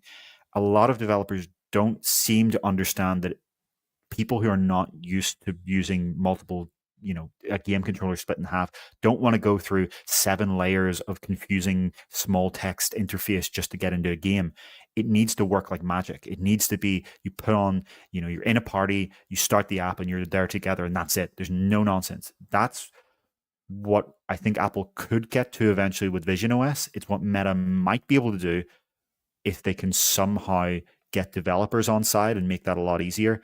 It's a lot harder for Meta because they do have this completely detached development system where the developer is responsible for so much more than on Apple's side, where Vision OS is responsible for so much more. That's really, it's not a cost thing for Meta anymore. It's a friction thing, and for Apple, it is a cost thing and a software polish. But we're going to get there Mhm. eventually. Yeah, I think what I'm thinking about in particular is the view sharing feature. The sharing feature is so useful for these moments when you want to show someone around your house for just a few minutes for a very specific activity. So over this weekend, it was Easter, and I was like, well, wait, there's family on the other coast. I could conceivably have them watch us make the Easter eggs together, and they would just watch out my eyeballs as we colored the Easter eggs and we boiled them, and we could bring family from far away. You flip that same interaction around, and you've got elderly family who are constantly having trouble in their home doing various things. It's like, actually, just let me see what you see. And boom, you're inside of their eyes, looking out inside of their home, ready to tell them, "Oh, it's right there. It's over there, what you need to press next." Sure, I think a VR headset is a what's the word? It's a very heavy way to do that because smart glasses are going to be able to do that much better very soon, right? Would you rather give a sort of full spatial operating system, or would you rather have a smart glasses where they're on their phone, they have the glasses on, and they tap a show first person view button? There's no reason that the Meta Ray-Ban glasses couldn't do this with a software update tomorrow. They already do a Except very that they similar run out thing of for live power streaming after on a few minutes, Instagram. You right? press a button and it toggles to show your first person view on your Instagram live stream. There's no reason that that couldn't happen in an Instagram Messenger or WhatsApp video call, and probably will in the next few years. I would gauge it's gonna happen sooner than years. I would imagine this is top priority for Meta. I think the reason I brought it up is just you remember Meta did this thing where they had Facebook streaming built into the operating system. They, like, you are going to stream to Facebook. And then they stripped it out of the operating system. And now they're adding it back in. And you've got, we were talking about Foundation and Horizon, right? Like, here's Meta shifting its priorities all the time. And like when it forced you to stream to Facebook, nobody wanted to stream to Facebook because all the people on Facebook are ghosts. They're not real people on Facebook. There's nobody actually using Facebook. That's not true. Like, that's obviously not That's true. okay. It's not everyone is ghosts, but come on, how much of your social network on Facebook are actual real people? Like Not all of actually them. using the service daily? You have friends on Facebook that aren't real people. Why? Why do you have friends on Facebook that aren't real No, I'm people? saying, yeah, I'm saying I've gotten rid of most of them, but like, how many people are still posting to Facebook daily on their friends lists? Now, that's a different question. Like, the amount of people, like, Facebook has changed as a product to something that now works very similar to TikTok and Instagram, where they show you algorithmic content. But that doesn't mean that, your friend connections on it aren't. That you're still using the same friends to communicate on Messenger, I've for example. I've had multiple people I know have their Facebook accounts hacked, and they just gave up on the process because Meta's system wouldn't let them prove their identity and get back in. It's part of the rot of the network, is what I'm saying. The network itself is rotted such that people don't use it for the functions that they were built for in the first place. Completely. That's true. That's true. Facebook has changed fundamentally as a product. It's no longer like a organic social media platform where you post for your friends. That's completely true. It's still used a lot. It's used more than a lot of people in the tech industry seem to know. There are still 3 billion monthly active users of Facebook, which is insane. That's like a third of the planet, including children, as in, population of the planet, including children. A third of people are using this every month. And they're real because the average, No. the ARPU that they report would be lower, right? The average revenue per user, the more users they have, the lower number that is. So they have an incentive to not do this. Why would they want to tell shareholders that? Think about it. The more people, the lower the average revenue per user, which is the statistic that shareholders care about. So that's how you know that those aren't just fake people, because where's the revenue coming from? How are they getting advertising revenue, which is only gotten by when people click through and buy products from those ads? All right. Well, we'll see. I think there's plenty of motivations within Meta to give data that isn't necessarily representative or useful to the public, right? There was the example in my head is the video push, right? There has been a lot of reporting about Meta using or reporting misleading at best statistics out of video usage. I think there's a lot of motivation Sure. But it's the to same thing with X yeah. right now, where they call a view what really is a view is an impression, as in you scroll past it on your feed and you see it. Right now on X, formerly Twitter, that's how videos work, right? You see this video with 150 million views. All that means is that someone saw it in their feed, and that was a huge issue with Facebook. But that's a completely different thing from your users, because, as I keep pointing out, revenue divided by number of users equals ARPU, average revenue per user. That's what shareholders care about. Meta will spin to you all day, but what they can't do is spin to shareholders, because if shareholders find out that they have been lied to, not only if it's a blatant lie is that actually illegal, it's illegal to lie on an earnings call, but B, you're going to get a huge loss of investor confidence that's going to tank the company's share price. Mm.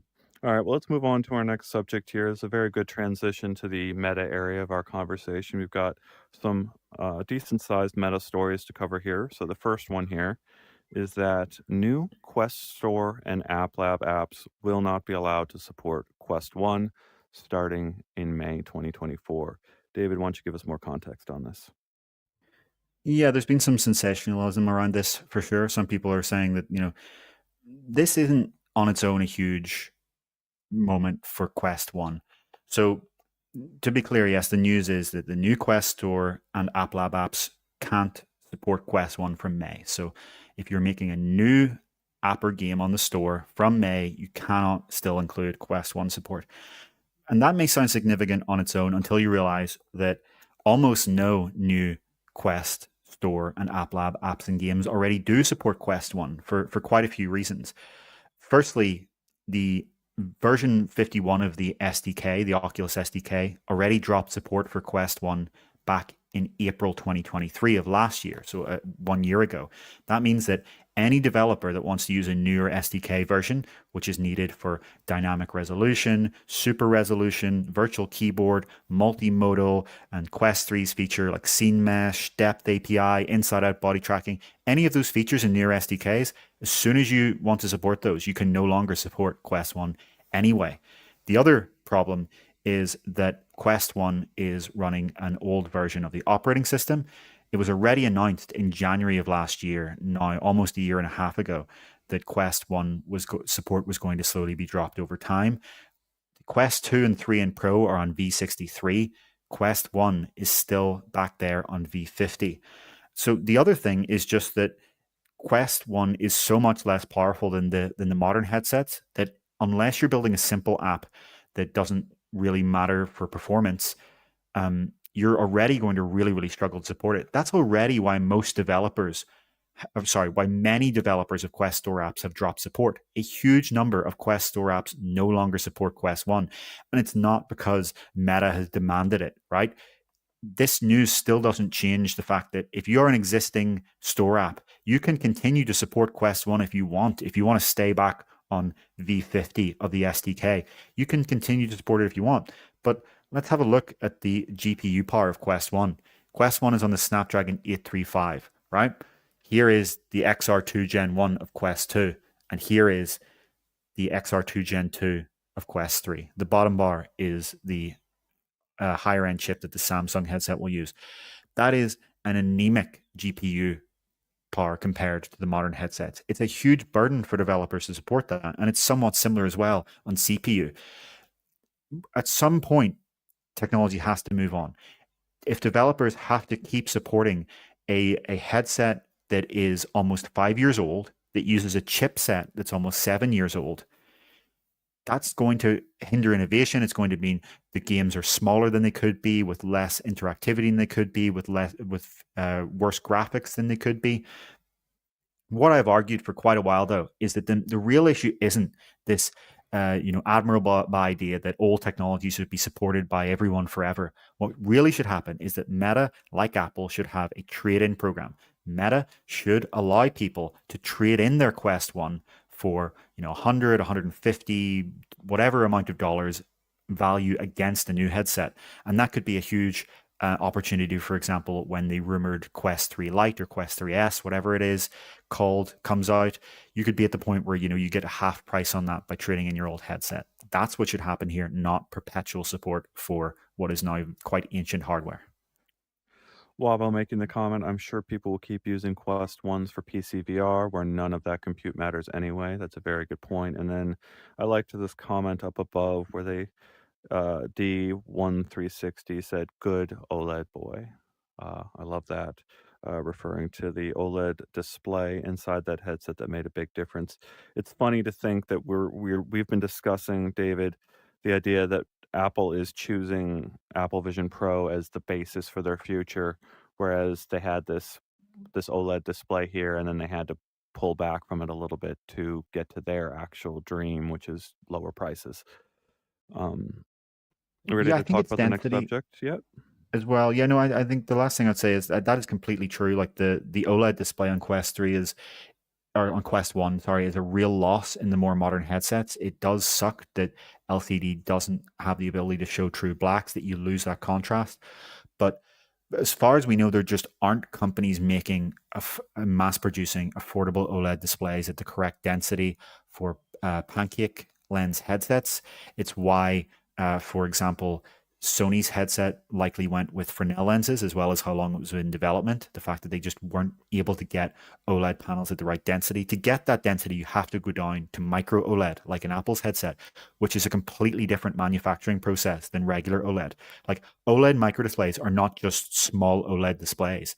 They're OLED on silicon, a completely different kind of manufacturing technology than the large size OLED panels on this headset. But yes, it's completely correct to say as well that this does not stop people using Quest 1 for PC VR. It doesn't even stop people from using Quest 1 with the existing apps that they already own, especially if they're single player apps where the servers. This just stops new apps from being able to support it. All right, I think we should move on to this next one here. A very, very good discussion. I do want to encourage everyone to like and share this link out with everyone else. Uh, I'm a bit of a broken record on that, but we do appreciate getting new people in here and explaining what's going on to them, helping them understand what their choices are. And it's funny, I think we've done a really good job this episode of explaining why we spend so much time discussing a $3,500 headset in context of related to all these things. But yeah, it's a big moment for VR, and we want to get a lot of people up to speed. And everyone in our audience here is going to be a big part of that. Let's talk about Meta only allowing a few Quest developers to disable the annoying boundary in mixed reality. So, what was funny, I'm just going to give this little bit of context today. I was with James today, and we were in Vision Pro. And for the very, very first time, I saw a boundary when I was moving around a space with him. I saw a box on representing some kind of a space at the floor of my room. But on First the time I've floor. ever seen anything close to this on a Vision Pro. But to be clear, that was just like on the floor. Okay. Yeah, it wasn't bounding my space. It wasn't anything similar to this, but it was like a boundary on my floor for the first time I've ever seen it. What, 2 months after release here on a Vision Pro, we've got now this we've got the boundary being deactivated on the competing platform. What I want to understand, if you could, as you explain this to our viewers, explain to me what needs to change on the Meta ecosystem to align everything for developers so that they can build once for both systems. Yeah, that's okay. Well, let's just start with what this news is. So, if you're a Quest user, if you're using any of the standalone headsets, you'll be familiar with this safety boundary. And in VR, it completely makes sense, right? You're in a virtual environment, you can't see your furniture, you don't want to bump into your wall. That's It makes sense to have a boundary.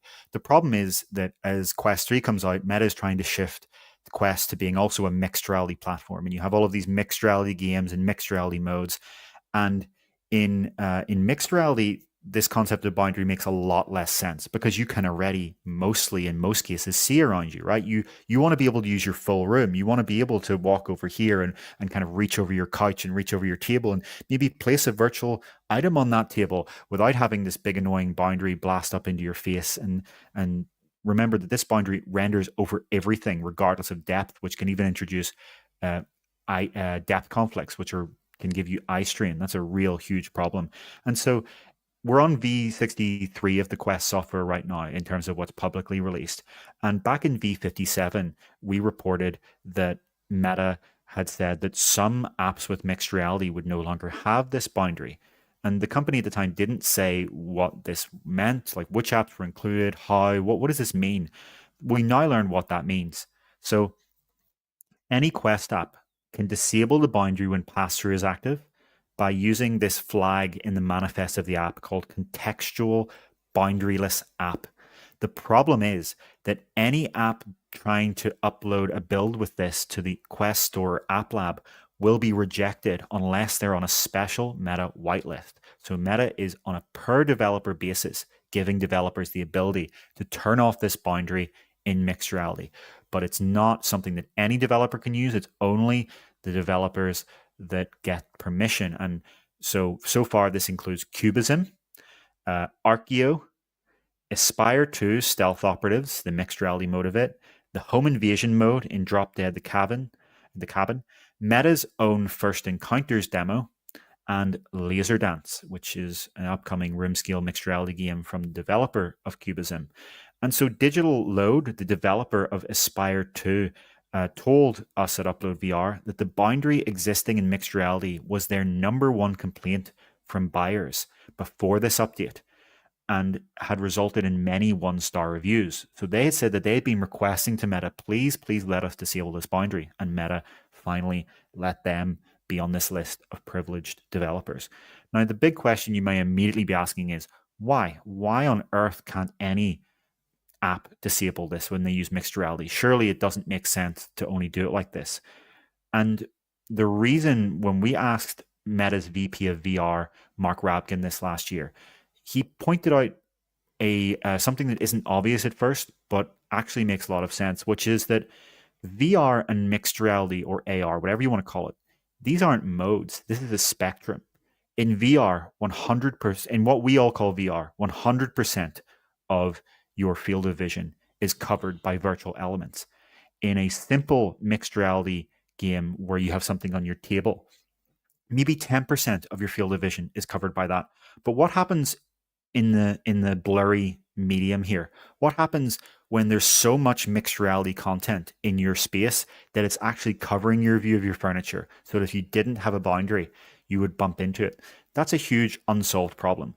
The way that Apple Vision Pro solves this is that they only give you a relatively small area to start with, right? You have a 3 meter diameter circle that you're in Apple Vision Pro when you start an immersive app that might want to use, immersive mixed reality.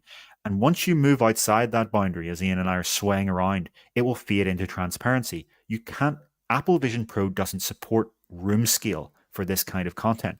They solve the problem by simply not trying at all. Further, within that 3 meter diameter circle, if you do get close to a real object, it will fade into reality. That's a useful concept. That's something that is a clue at what the solution here overall might be. This idea that the headset has an awareness of your environment and can actually show you when you're getting near things. Now, we do know, of course, that Quest 3 can make a 3D mesh of your environment. So you may ask, like, why not just use that mesh? And so instead of this boundary, once you get near the mesh, you fade away the app and you fade back in a view of the real world where that mesh is. The problem, of course, is that mesh is generated in the past. It's not a live view of what you're seeing. What you could argue, though, is Meta also has this depth API. All of these headsets now are generating a real-time first-person depth map relative to you. Could you not use that to feed in the environment? It seems like that will eventually be the solution here on all these platforms, right?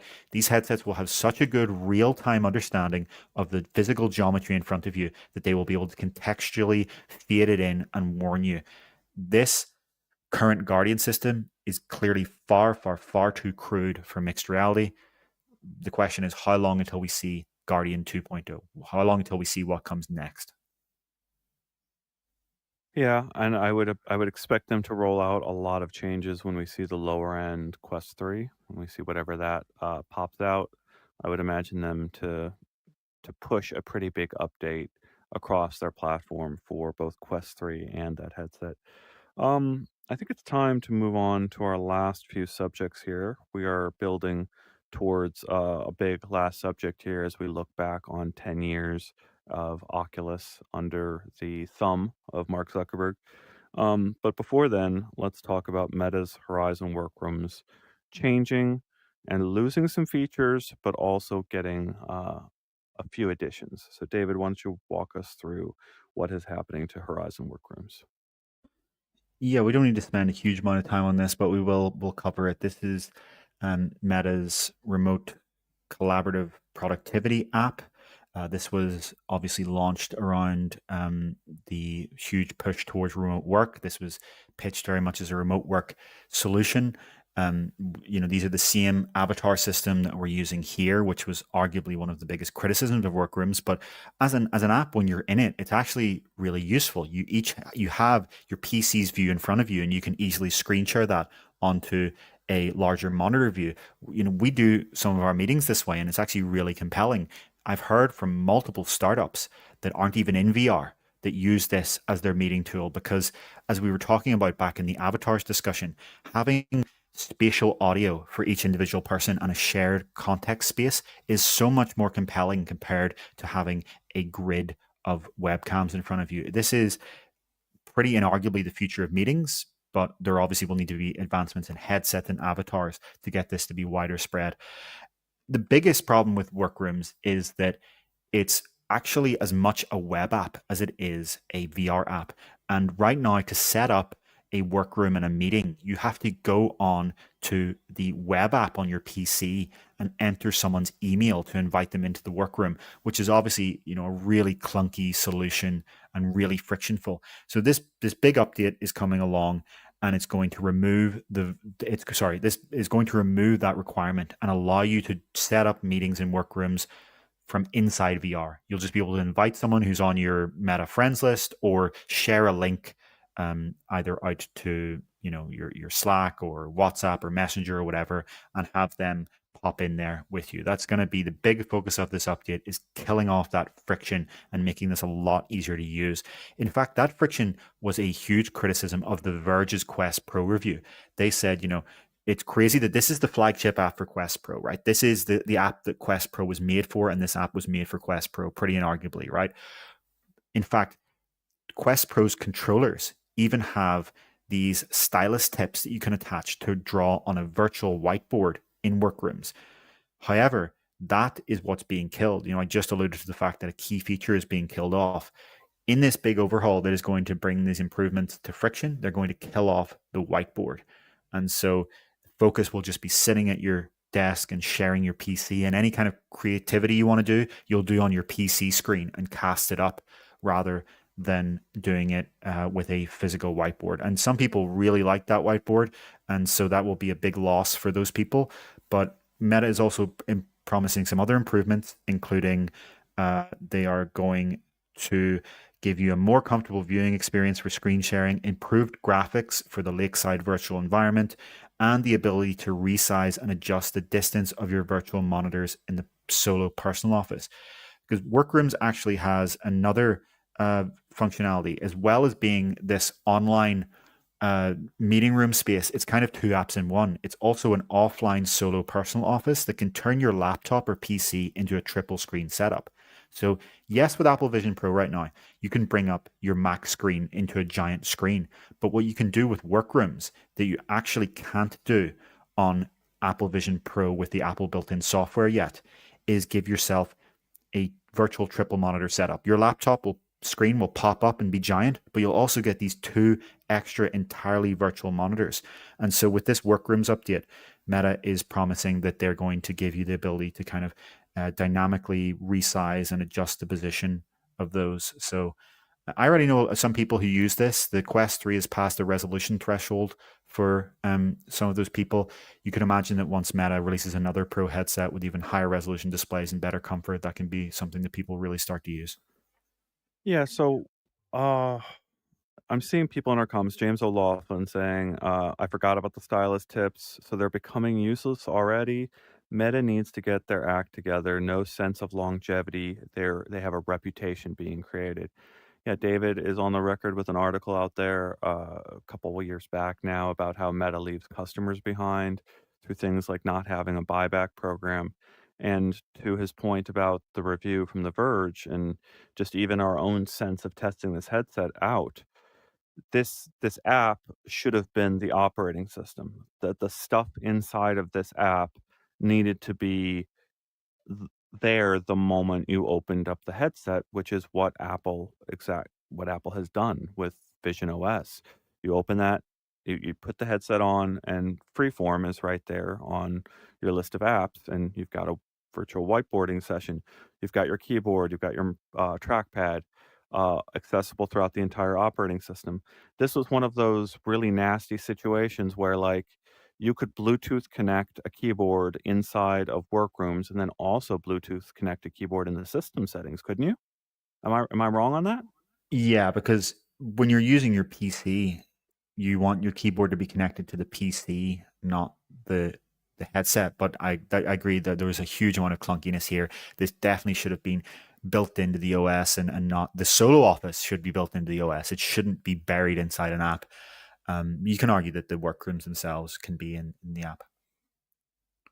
So, like, what I try to imagine with this sort of thing is, can you imagine being on those teams that are developing good work? Like, you're proud of what you're doing, but you've got, like, 2 or 3 layers of executives or directors above you stopping you from being able to put these features into the right part of the operating system.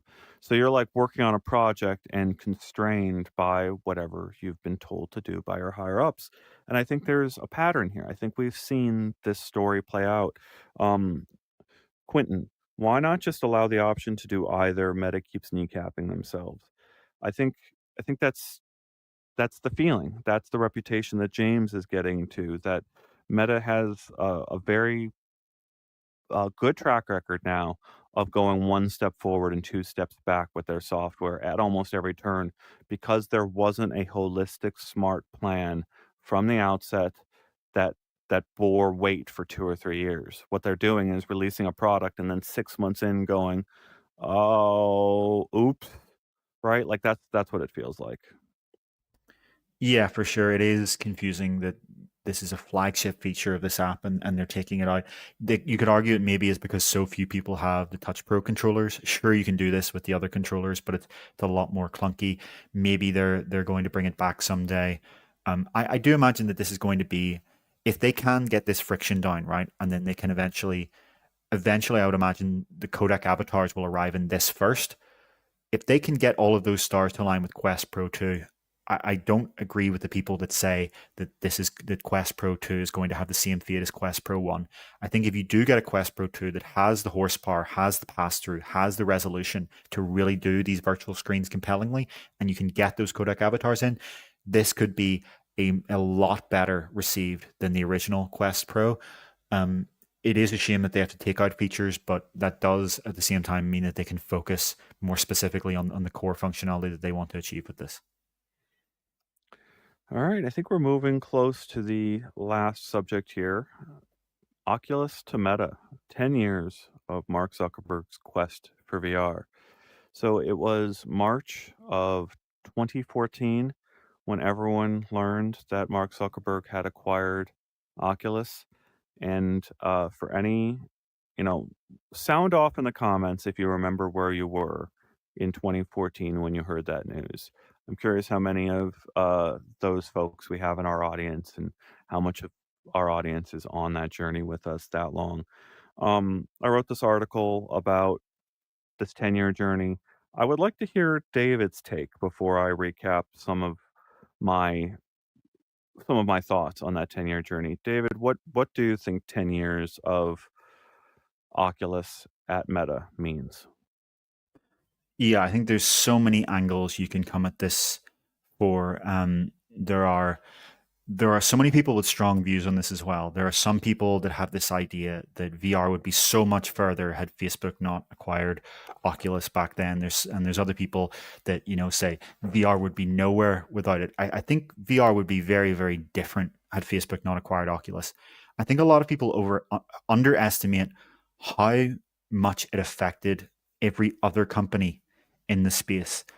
We know that the acquisition of Oculus was a huge push for Valve to go and talk to HTC and start building up, Steam VR and the Vive as a competitor that basically, spawned the current Steam VR ecosystem we have today.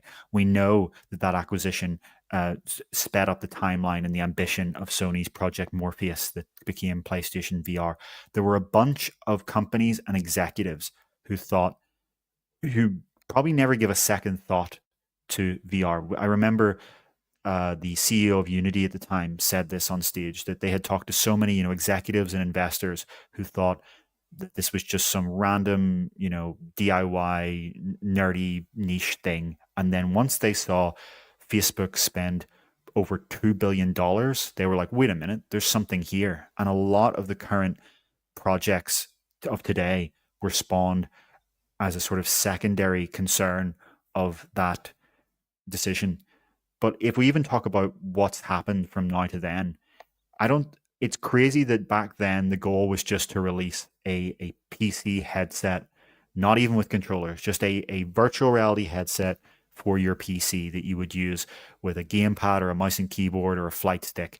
And today you can go out there and get, as you said in your article, because the minimum age for Quest is now 10, children who were not born when this acquisition happened can now go out and buy a $500 all-in-one standalone headset with completely markerless inside-out positional tracking, precise 6-DoF controllers, hand tracking, and mixed reality for $500 that has the same performance as a GTX 960 from the year that this acquisition happened. That's crazy. The advancement in technology, where we've gotten from then from then when VR was just this kind of enthusiast hobby to now a real consumer market with 20 million is remarkable. but there have obviously been some huge losses in this. The VR being driven by passionate enthusiasts who fundamentally believed in the technology and when it was nothing and understand it, versus now being a division of some tech and mega corporation, does change the tone and the direction of what we're seeing quite a lot. Especially the biggest moment I think in those 10 years was the firing of Palmer Luckey. I think you have very much so a VR industry before Palmer Luckey and a VR industry after Palmer Luckey. And to me, that was the watershed moment of when everything changed in those past 10 years. Yeah, it was like the person who you looked to tell you what's actually happening walked out the door, right? You when Palmer Luckey left, a lot of people lost the person they could go to and say, "What the heck is going on here? Can What you was explain pushed out this the to door? me like I'm 5?" Didn't walk out the door, was pushed out the door. Yeah, sorry, walk out the door. Yes, correct. Yes. And at the time they published a statement that seemed very empty. And yeah, we've had front row seats for this entire thing the whole time. Um, the the anecdote that I shared in my story and the thing that this audience will be familiar with is Mark Zuckerberg in 2017 saying on stage in front of a lot of developers that it's a lot easier to move around bits than atoms. And that was several years after he went and bought Oculus, but it was him on stage firing on all cylinders, explaining his vision, explaining what he saw in the future. And he's sitting there in front of everyone. He's saying, I don't know anyone that sits in traffic and says, this is the best it's going to be. This is the best reality can be. And the irony of that statement, the fact that he's on stage saying those words to this audience really, really rung true to me. They hit me hard because I was stuck in traffic the moment that my editor called me to say that Oculus had been acquired by Facebook. So I was basically on my way home from the office in one of the worst commutes in Southern California, and he calls me up on my cell and says, that company you've been you won't shut up about, basically. I had just given him demos of this stuff.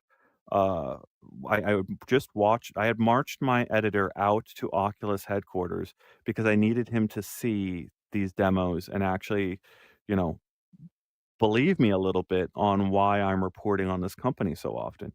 And so now he's calling me up and telling me it happened. And there's a tweet out there that says I get to tell everyone I told you so, right? Like I have that on the record. Um, the thing is, it wasn't "I told you so." I see Guy Godin in our comments saying that this acquisition was what got them curious about VR, right? There were tons and tons of people that had maybe watched with curiosity this Kickstarter campaign, but they didn't support it themselves. They didn't go and buy a headset. But then they saw Mark Zuckerberg show up and say, I think this is the future. And suddenly a lot of people went, maybe there's more to this, right? Maybe we should check this out. It's such a double-edged sword. That acquisition set off a period of immense, immense investment in VR, a lot of interest. But it also, everything, his first market moving advantage, him getting there early, everything we have today is shaped by the decisions they made. And we don't get to see what the universe looked like if Valve and Meta or Valve and Oculus had chosen to be friends for years. As I understand it, I think Brendan Iribe, like as a founder of Oculus, he had to be prepared to walk away from any offers being thrown at him. But walking away from an offer in that scenario meant he knew that it meant every year or so, you would have to go back to your investors and ask for more money. You would have to go back to the well and say, okay, here's the new plan. We need to bring in another 100 million in order to ship the consumer version of this. Um, how much are you in for? Right? They would go to each of their investors and see who's ready, and then you would go get a whole nother group of investors and you would get your amount of money to build the next round. Oculus, the founders, Palmer Luckey and Brendan Iribe, they said basically no to that route. They said, "Let's go take the billions from Zuckerberg and let's go fast." And that's what happened. But the question is, what did that alternate universe look like where that decision didn't happen? Was there a route? There's people in our comments who are like, yeah, they can give credit to that moment for getting them interested in VR, but how many people lost jobs in the next 3 or 4 years because they were working on projects that would not work on Gear VR or Oculus Go? Yeah, and how many of those jobs would never exist in the first place is the counter argument to that. I think it's quite clear that we would have seen a. Am I muted? Are you pointing at my? Just it's the screen is still on me, I want the camera on Oh you. yeah, sure. Yeah, I think it's quite clear that we would have seen the industry grow a lot slower. If you look at the other, people have this idea that because Facebook and their acquired company Oculus did something, that somehow negates from the rest of the industry. And there are some cases in which that's true, right? In recent years, especially, you see these studio acquisitions, and there are people who, they moved from Valve to Oculus, but it's not like Facebook acquiring Oculus specifically stopped Valve from doing something, because they did do something, right? They went out and they partnered with HTC instead, and they released the Vive. And if you look at, yes, the Vive got there with track controllers first, but if you look at like the depth of content that was available for the HTC Vive at launch, and you look at the depth of content that was available for Oculus Touch at launch, it was vastly, vastly different. You had these full proper games produced by big studios with like a production value that was just much, much higher.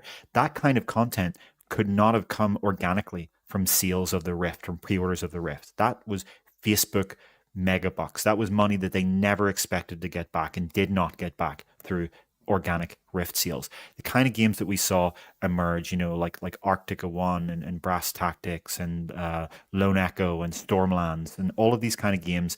We even forget that I'm pretty sure that Facebook had paid to get Elite Dangerous and Dirt Rally and Project Cars there at launch as well. Like, these didn't come organically. These weren't things where these developers thought this makes sense for us economically. They were given these blank checks to do this. And you saw that again with some of the content with the Oculus Quest when it came out. Even the existence of the Quest, like, these headsets, these standalone headsets, are subsidized. Even the original Rift was subsidized, even at its $600 and $800 with controllers. Even that was subsidized. The kind of quality of hardware and prices and content that came out and accelerated the speed of the industry. There are disadvantages to that. It means that if you are an organic developer that isn't taking this money, you're competing against this artificially inflated content that's been given this money that they can't get back. There is a market distortion there. That's the trade-off. But the upside is that you get consumers on board much, much faster. Remember what happened in 2017. You went from this Rift Plus Touch that used to cost $800 down to a single package of Rift Plus Touch for $399 and $400. And that the acceleration of PC VR there was faster than anything that would have been seen otherwise for years and years, right? There was no way that through normal market dynamics you were going to get down to a sixed off high quality headset and controllers that were going to ship for $399 anytime soon. It happened again with standalone.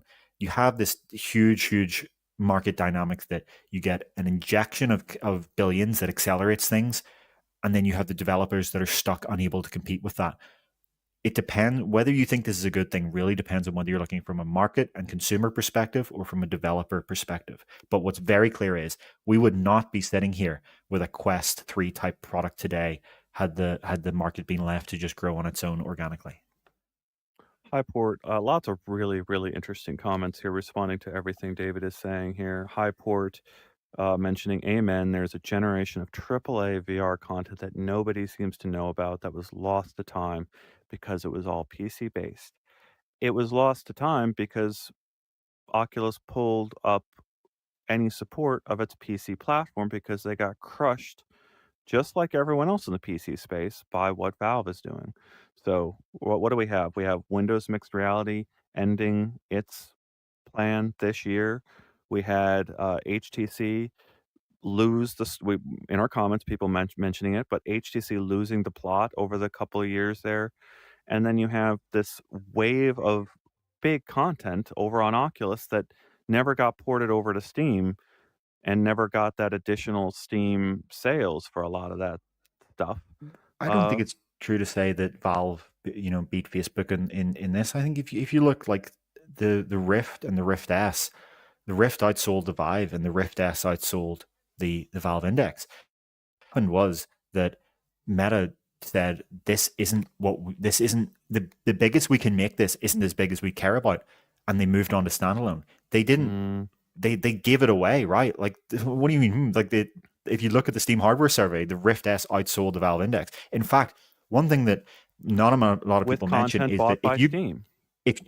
if you go back to talk to developers who were selling games in 2017 and 2018, you will hear from a lot of them that more people bought their content on the Rift store than Steam. That's one of the narrative breaking facts that no one seems to remember. There are a bunch of developers who publicly stated this, that they are selling more of their game that is on the Rift store and Steam on the Rift store. The difference is that at some point you stop getting people caring about the Rift store because Meta moves on to the Quest store. It's not that the Rift platform failed. It's that Meta's ambitions are not to sell to a few million enthusiasts, right? Valve's greatest ambition for Index was smaller than Meta's minimum ambition. They saw Rift S and Quest come out at the same time, and they saw Rift S do quite well, but they saw Quest do a lot better. And the biggest problem then was that they couldn't produce enough of the damn thing. We talk about the OLED panels in Quest. They were one of the reasons they couldn't actually produce. Another thing people seem to have completely have forgotten is that Oculus Quest was sold out for a huge portion of its lifetime. One of the main reasons that Quest 2 came with that LCD display and came out within 18 months, a really short time cycle, was that they literally needed a headset that they could mass produce. There were more people wanted the Quest than they could even make. That's a problem that you in one way really want to have as a company, but you really don't. And then once you get Quest 2 out, something that they can actually mass produce in the millions and even get to the 7 and 8 figures, you see the industry explode, right? There is before Quest 2 and after Quest 2 when it comes to the VR industry. There are more people with a Quest 2 than any of the previous and all of the previous 6DoF headsets combined. That's where you see this explosion happening. And that's what Meta was chasing from the moment they saw the signal of the sales of Quest. It's not that they got beaten on the PC. They just didn't care anymore because the standalone was such a bigger opportunity, and having to support all the 106 different PC configurations and GPUs and operating system versions with a headset that only works on PC just didn't interest them anymore when they could make so much more money on standalone. So Guy Godin, the creator of Virtual Desktop, in our comments, adding that from my experience, the Rift store was always much lower than Steam. People were scared of being stuck with software that wouldn't work on a different headset from a different manufacturer. So I'm going to push back at you, David, and I appreciate you pushing back saying that there were success stories on Rift. There were people selling maybe more of their games on Rift than over on Steam, but like that was a narrow time when not a lot of new things were releasing on Steam, and there was new stuff being pushed out uh, on the Oculus store for PC just because that was the projects were ending, right? Like they had finished the projects and they had to get them out the door before moving on to what you had described. What I'm thinking about, David, is was there a scenario where an Oculus was just a dumb overlay to the Steam experience? Like you could do widgets or simple little things, like you could get into a room with other people from a from a headset or with an Oculus, and maybe they could look in on your Steam content. Like, there were other ways for Steam and Oculus to work together. Well, that's what Valve wanted. The problem is that that's not where that's where the money is, right? All of these companies want to be the one that owns the store. The hardware margins are either non-existent or negative, right? They didn't make money when they sold you a Rift. In the same way that many companies don't make money when they sell you the product. Xbox and PlayStation, they don't make their money when they sell you the console. Nintendo probably does now, but they didn't at the Switch launch. They make money when on that 30% store cut. It's the same reason why HTC dropped out from the Daydream program. They instead went to make their own thing. It's the same reason Sure. why HTC could never compete. The money is in the software. So sure, Oculus could have sold a $1,500 Rift and you all access Steam, but how does that help anyone if the hardware is now unaffordable? The hardware maker always has the short end of the stick. The real way to make the money and expand the ecosystem is to be both, and that's what Valve did with Index eventually. It's what they did with Steam Deck. It's what Oculus always needed to do with the Rift Store. It's what Xbox does with Xbox. It's what PlayStation does with PlayStation. It's what Nintendo does with Switch. You have to have the store to make any money, or else the whole thing doesn't matter, and you never make back any of that money, and your company dies. Sure, I think what I'm throwing out there is that, if Oculus had been independent, maybe they wouldn't have had to have all these false starts.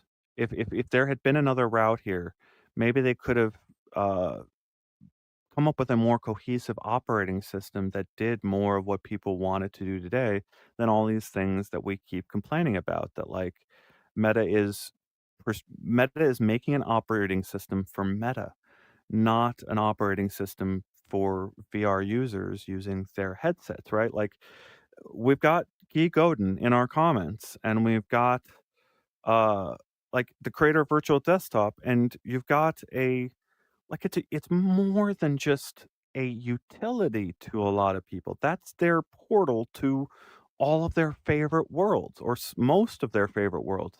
Like, Meta, it's pretty bold on But Meta's not for part to say, most. "We don't care about all that. We're going to give you low-powered cell phone worlds."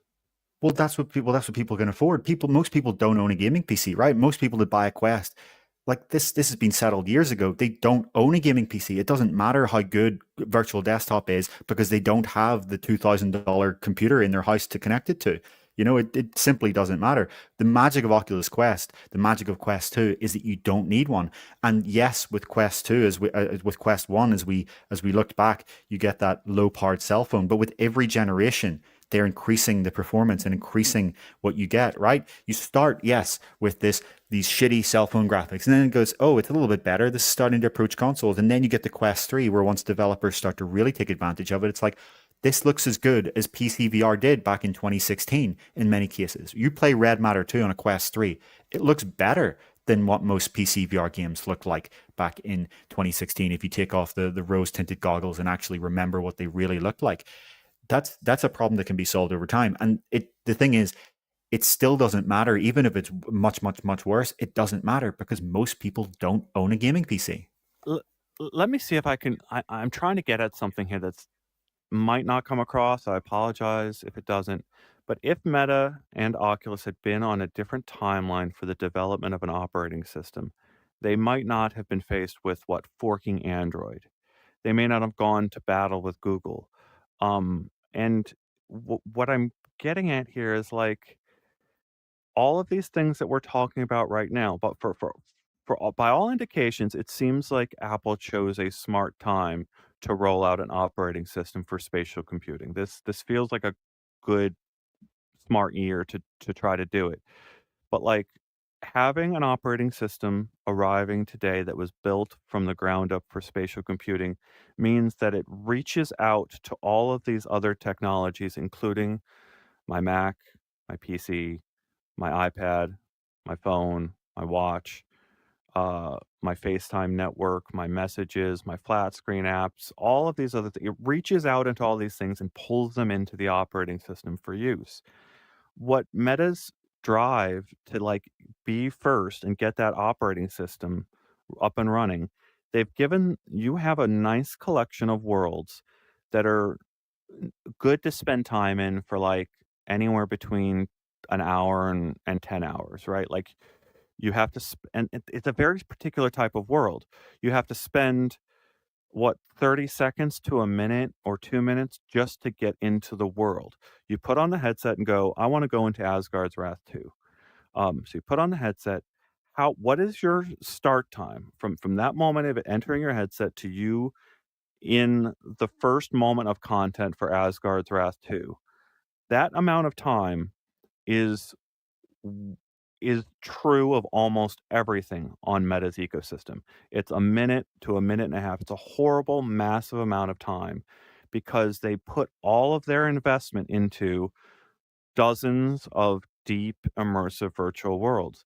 But it turns out that people actually need a ton of that other content that's around their system that, like Guy Godin has been doing for years with virtual desktop from PCs to VR headsets.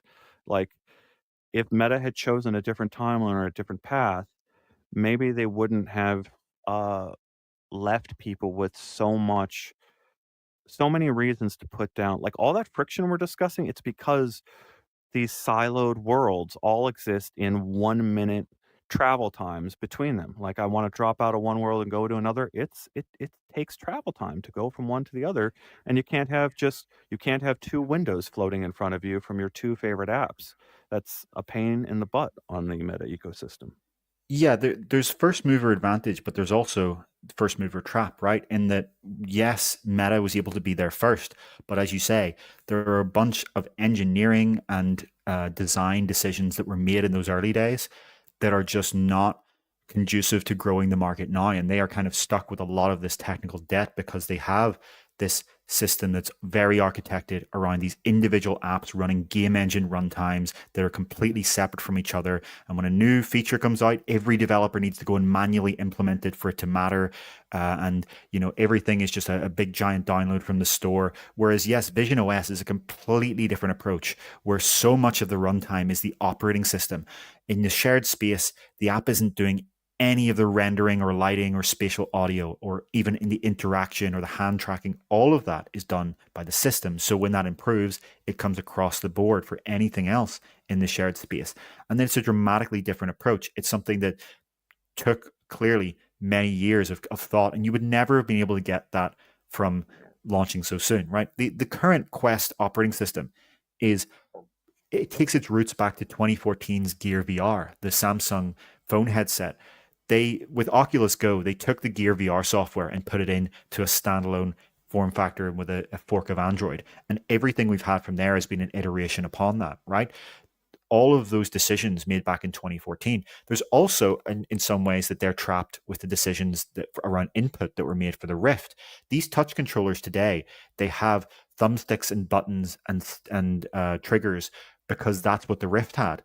They originally wanted to use touchpads for the Quest until developers protested and said, we want to easily port our Rift apps. Now, ask yourself, how much does that matter in 2024 compared to what it mattered back then?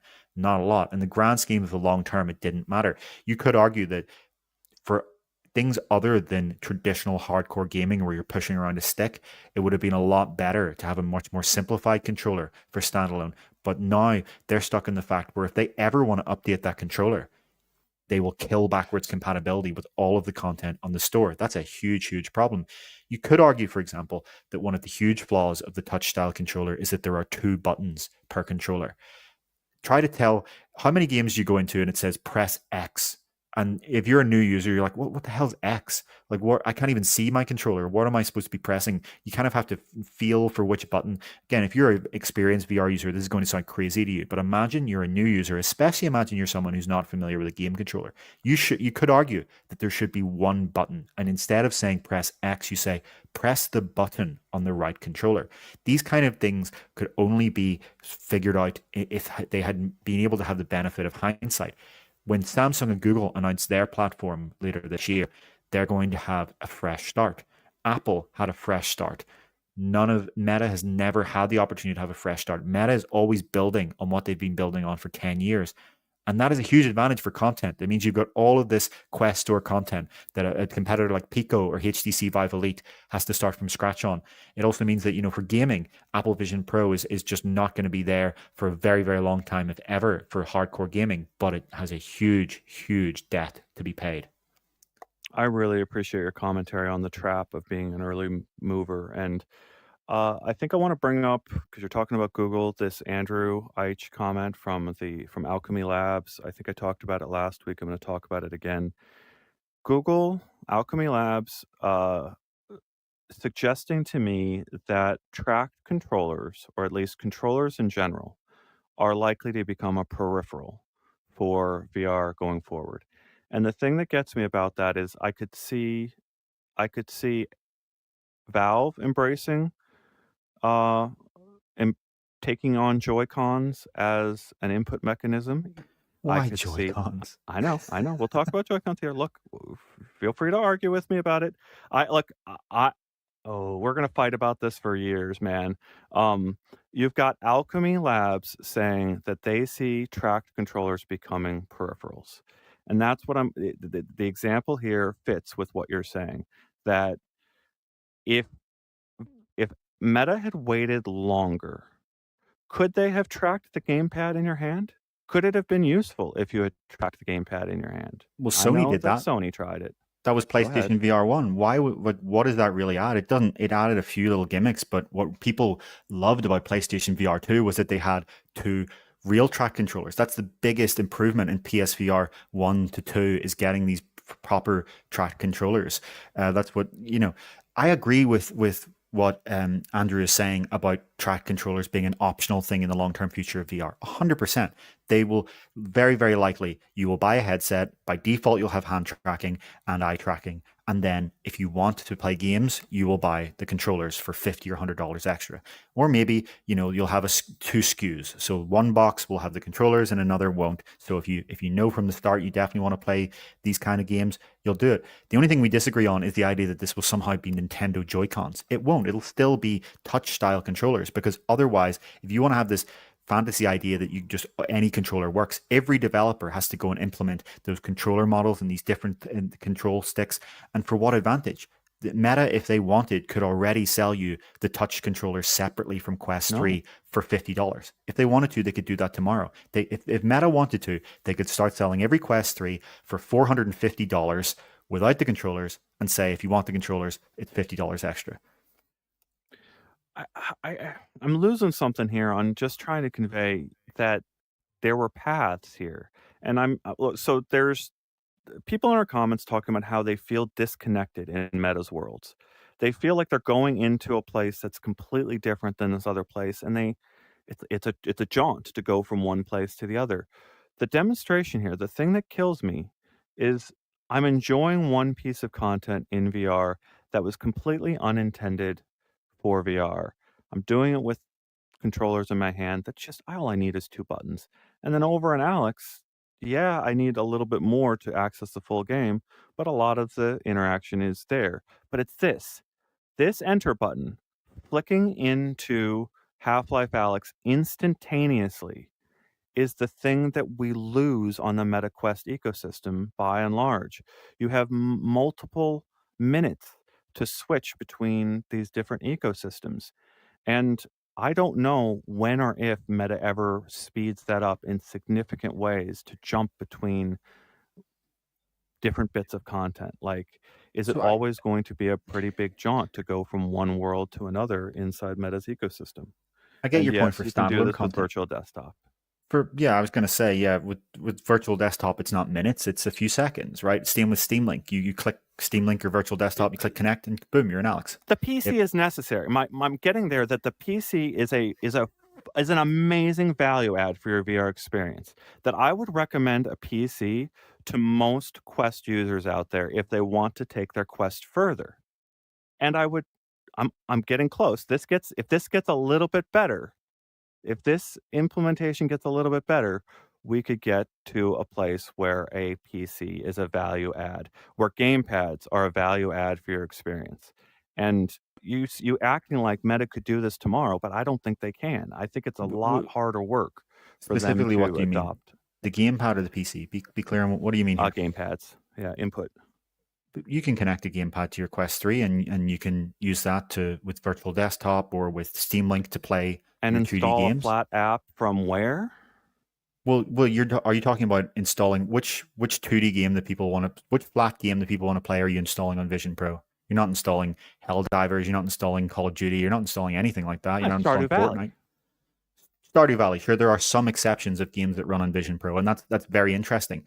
But we're still far from the games that people really like to play with gamepads to get there, right? Like, look at the top games. Like, you don't get Fortnite, you don't get Minecraft, you don't get Stardew. Helldivers, you don't get Call of Duty, you don't Yeah, get sure. Battlefield. And you get them over Steam Link. And the thing that Stardew Valley, if you go and look at Valve's most used games on Steam Link last month, it's up there, right? So I hate this idea that Apple doesn't do gaming. They do play a number of high-end games, and they play them in modes that are different than you would do on the competing ecosystem. Yeah, no, you're 100% correct to say that Apple does gaming more than people say, but I don't think it does high-end gaming. I wouldn't call Stardew Valley a high-end game, right? It is not in its depth, but in its presentation, casual in the sense that you're not doing something like rendering a high fidelity 3D environment. It's not the kind. It's not like a Call of Duty or a God of War or a Battlefield. It's the kind of game that you can run on a device like that. But that doesn't mean it's not gaming. What's something you've pointed out repeatedly, which is very valuable to say, is that more people play games like that than play games like the ones I'm talking about, right? But you can even take this argument further to say more people play more people play Candy Crush than play Call of Duty, right? And that's a lot of gamers are very kind of repelled by that, but that is the truth. And when you take gaming as a wide concept to include all of that, Apple is one of the biggest gaming companies in the world when you look at what they get from their App Store revenue. But the difference is that once you can't then use that argument and then say that this also means that Apple brings across these kind of games, right? Because you're not playing the hardcore games on Vision Pro yet. Maybe that's something they do bring down the line. Yeah, I appreciate Guy pointing out this comment. Meta doesn't support running multiple games and apps concurrently. That's a limitation of their OS design, though. I mean, Fundamentally, that's what I'm referring to. The I'd argue multiple objects running at the same time is it's a not just a problem. limitation of their OS. Like it's like yes, in a way they should have a way to build those, but it's more a limitation of the entire app architecture, right? Like you run if you want to run a game that uses your full space and gives the developer the ability to control rendering and hand tracking and everything, you can't run multiple apps on Vision Pro either. Vision Pro has a shared space where you can run multiple apps, but those apps are built in a very different way than MetaQuest apps, and you can't do the same things that you can do. You can't like what you can't do in Vision Pro is be in a fully immersive app like Job Simulator and then bring up a widget. You can't do that because a full space app does take over everything. And Vision OS is not as multitasking as you may think. It's very multitasking when it comes to having multiple windows and volumes. Volumes let developers basically send objects, materials, and shaders of a special kind to within a rectangular cuboid within your space. But the developer doesn't even get to have hand tracking. They don't get to have, never mind eye tracking. They don't get to have control over lighting or rendering or how positional audio is done. All of that is handled by Apple. So you trade off this massive amount of developer freedom. It looks like Meta is going to start supporting these kind of apps too. The majority of apps that are made in the shared space for the shared space are made using Apple's Reality Composer and Reality Kit and Swift UI tools, right? They're built specifically for Vision Pro, and you can't easily port that to any other headset.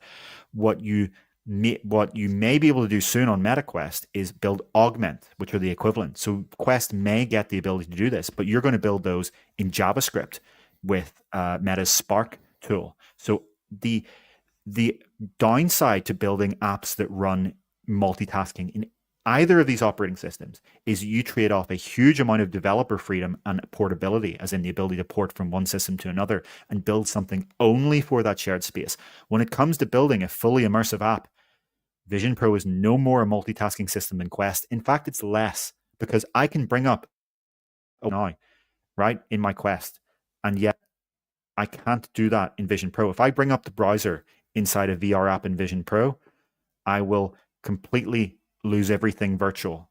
Right now, I have a web browser open. I am browsing the web. Right, you can't see it because the system takes away my hand context to the 2D interface. But I'm browsing the web. I can't do that when I'm in a VR app in Vision Pro. So this is a much bigger problem than just operating systems. This requires to solve this would require a completely re-architecture of how apps and games are built beyond what even Vision OS does. It would require a level of integration between game engines and operating systems that no current software architecture has even started to dream of, but it's going to be needed eventually.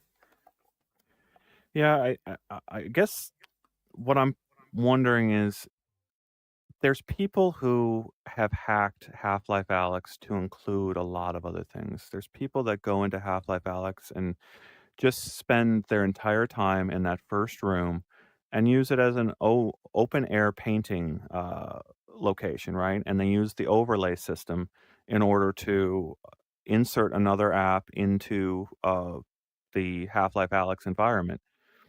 What I'm what I'm struggling here with, David, is I want to have the functionality that I demonstrated to James, but Half-Life Alyx was a isolating experience because I couldn't have friends going over my shoulder coming with me. I couldn't there wasn't an easy way to do it. You have to go set up OBS. You have to go get streaming to get that file out there into the world.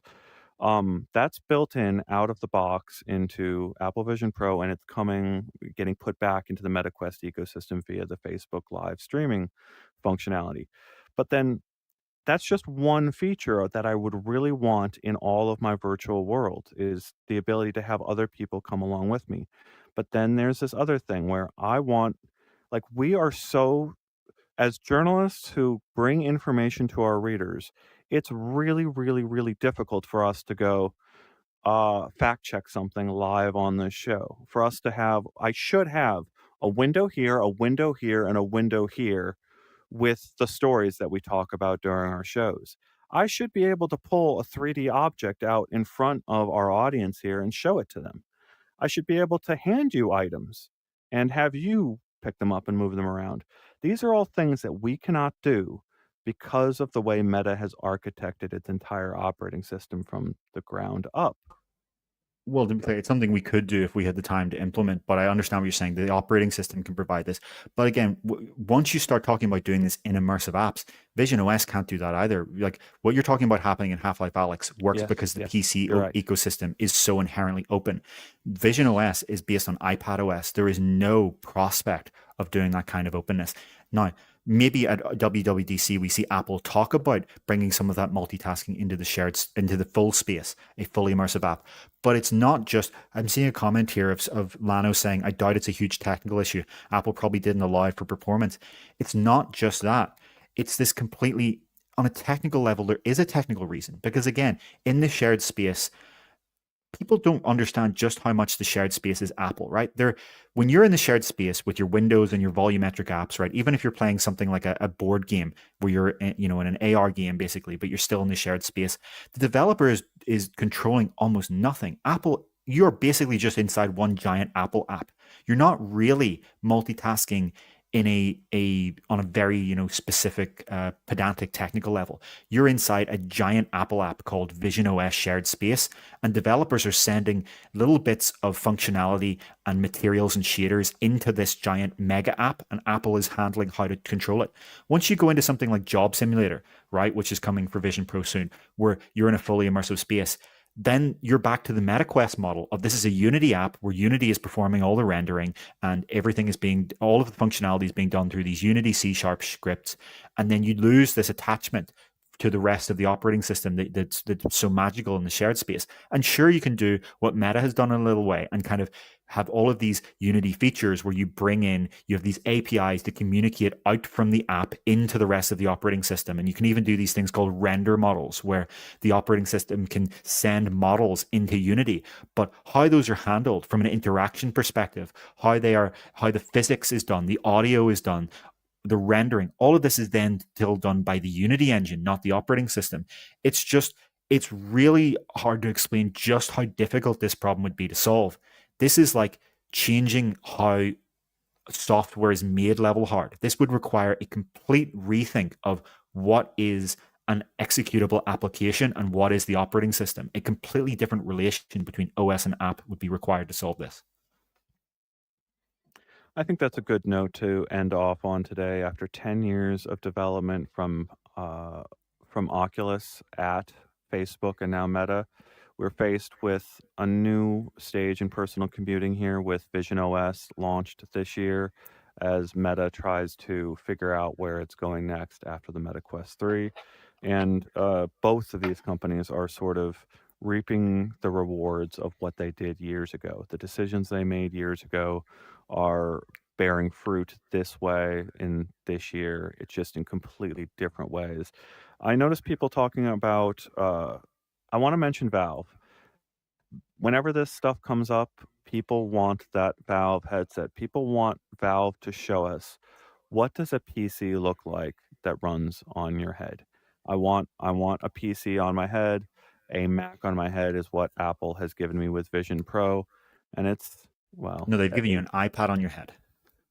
it's running an M2 though, so I Sure, mean, but so we're does the gonna, iPad Pro. which they changed in the middle of that. And yeah, to be fair there though, like in switching over those things, those M2 devices are able to run high class, high end games that are built specifically for that M class chip, right? Is it Sure. Resident But Evil, one of those? yes, but the operating system is still designed like a mobile OS, not like a desktop OS. And you're absolutely right to say Valve is the one company here with the potential to bring the openness of PC with combined with the form factor and accessibility of standalone. If we had a Steam OS based operating system for spatial computing with a spatial headset that ran Steam OS, that would be a dramatic difference. And you could start to see some of this openness that you see, like where you're talking about getting a painting app inside Half-Life Alyx. These kind of things come through a PC architecture that gives apps the ability to talk to each other and access, shared memory and do things like interface with each other through third-party add-ons that just cannot exist in the sandboxed operating systems like iOS and iPadOS and VisionOS. Yep. So that's our end call out there for us to see what Valve is doing. We cannot wait to see what they've got behind their doors, and we will have you. We will bring the latest as soon as we possibly can. We went out there in 2019 to that demo of the Index, and it was an amazing moment to see these people who kind of toiled away quietly in secret, building their thing. And the only time we ever heard a peep out of them about what they're doing is when they were ready to ship it. So I think that's what Valve will do in repeat. And it's going to be a very, very big day when Valve chooses to unleash that. Thank you so much to our audience for the incredible commentary. This has been a very hard episode to get through because of big subjects, deep subjects, a lot of moving parts. We appreciate you all understanding what we're trying to get at when we get to those difficult parts, and we thank you so much for joining us on this journey. We'll be with you next week, hopefully at the same time, 1 p.m. Pacific, 10 a.m. Eastern, Tuesday. I think you We'll got see you that the then. wrong way around, but I yeah, got it that's the reversed. time in inverse. I think you said 1 1 p.m. o'clock Eastern. Yes, 10 a.m. Okay. Pacific. Yes. Oh my God. That's But what yes, happens when I start my journey in this studio in Pacific time zone, and now today I'm in Eastern time zone. I reverse those things, so I apologize for that. Thank you so much. We'll see you in the future. thanks so much, everyone. As Ian said, yes, great quality of commentary as usual. And if there's something you didn't think of, or if you're watching this afterwards, please post in the comments below. We do try to read them. Even if you're flaming us, we'll still read it. But hopefully Yeah. some constructive stuff. We prefer to read that. But yes, thanks so much, everyone. Yeah, I love the comments after the show. They're usually very different than our live comments. And if you are a live commenter, go into those comments because there's different people in there.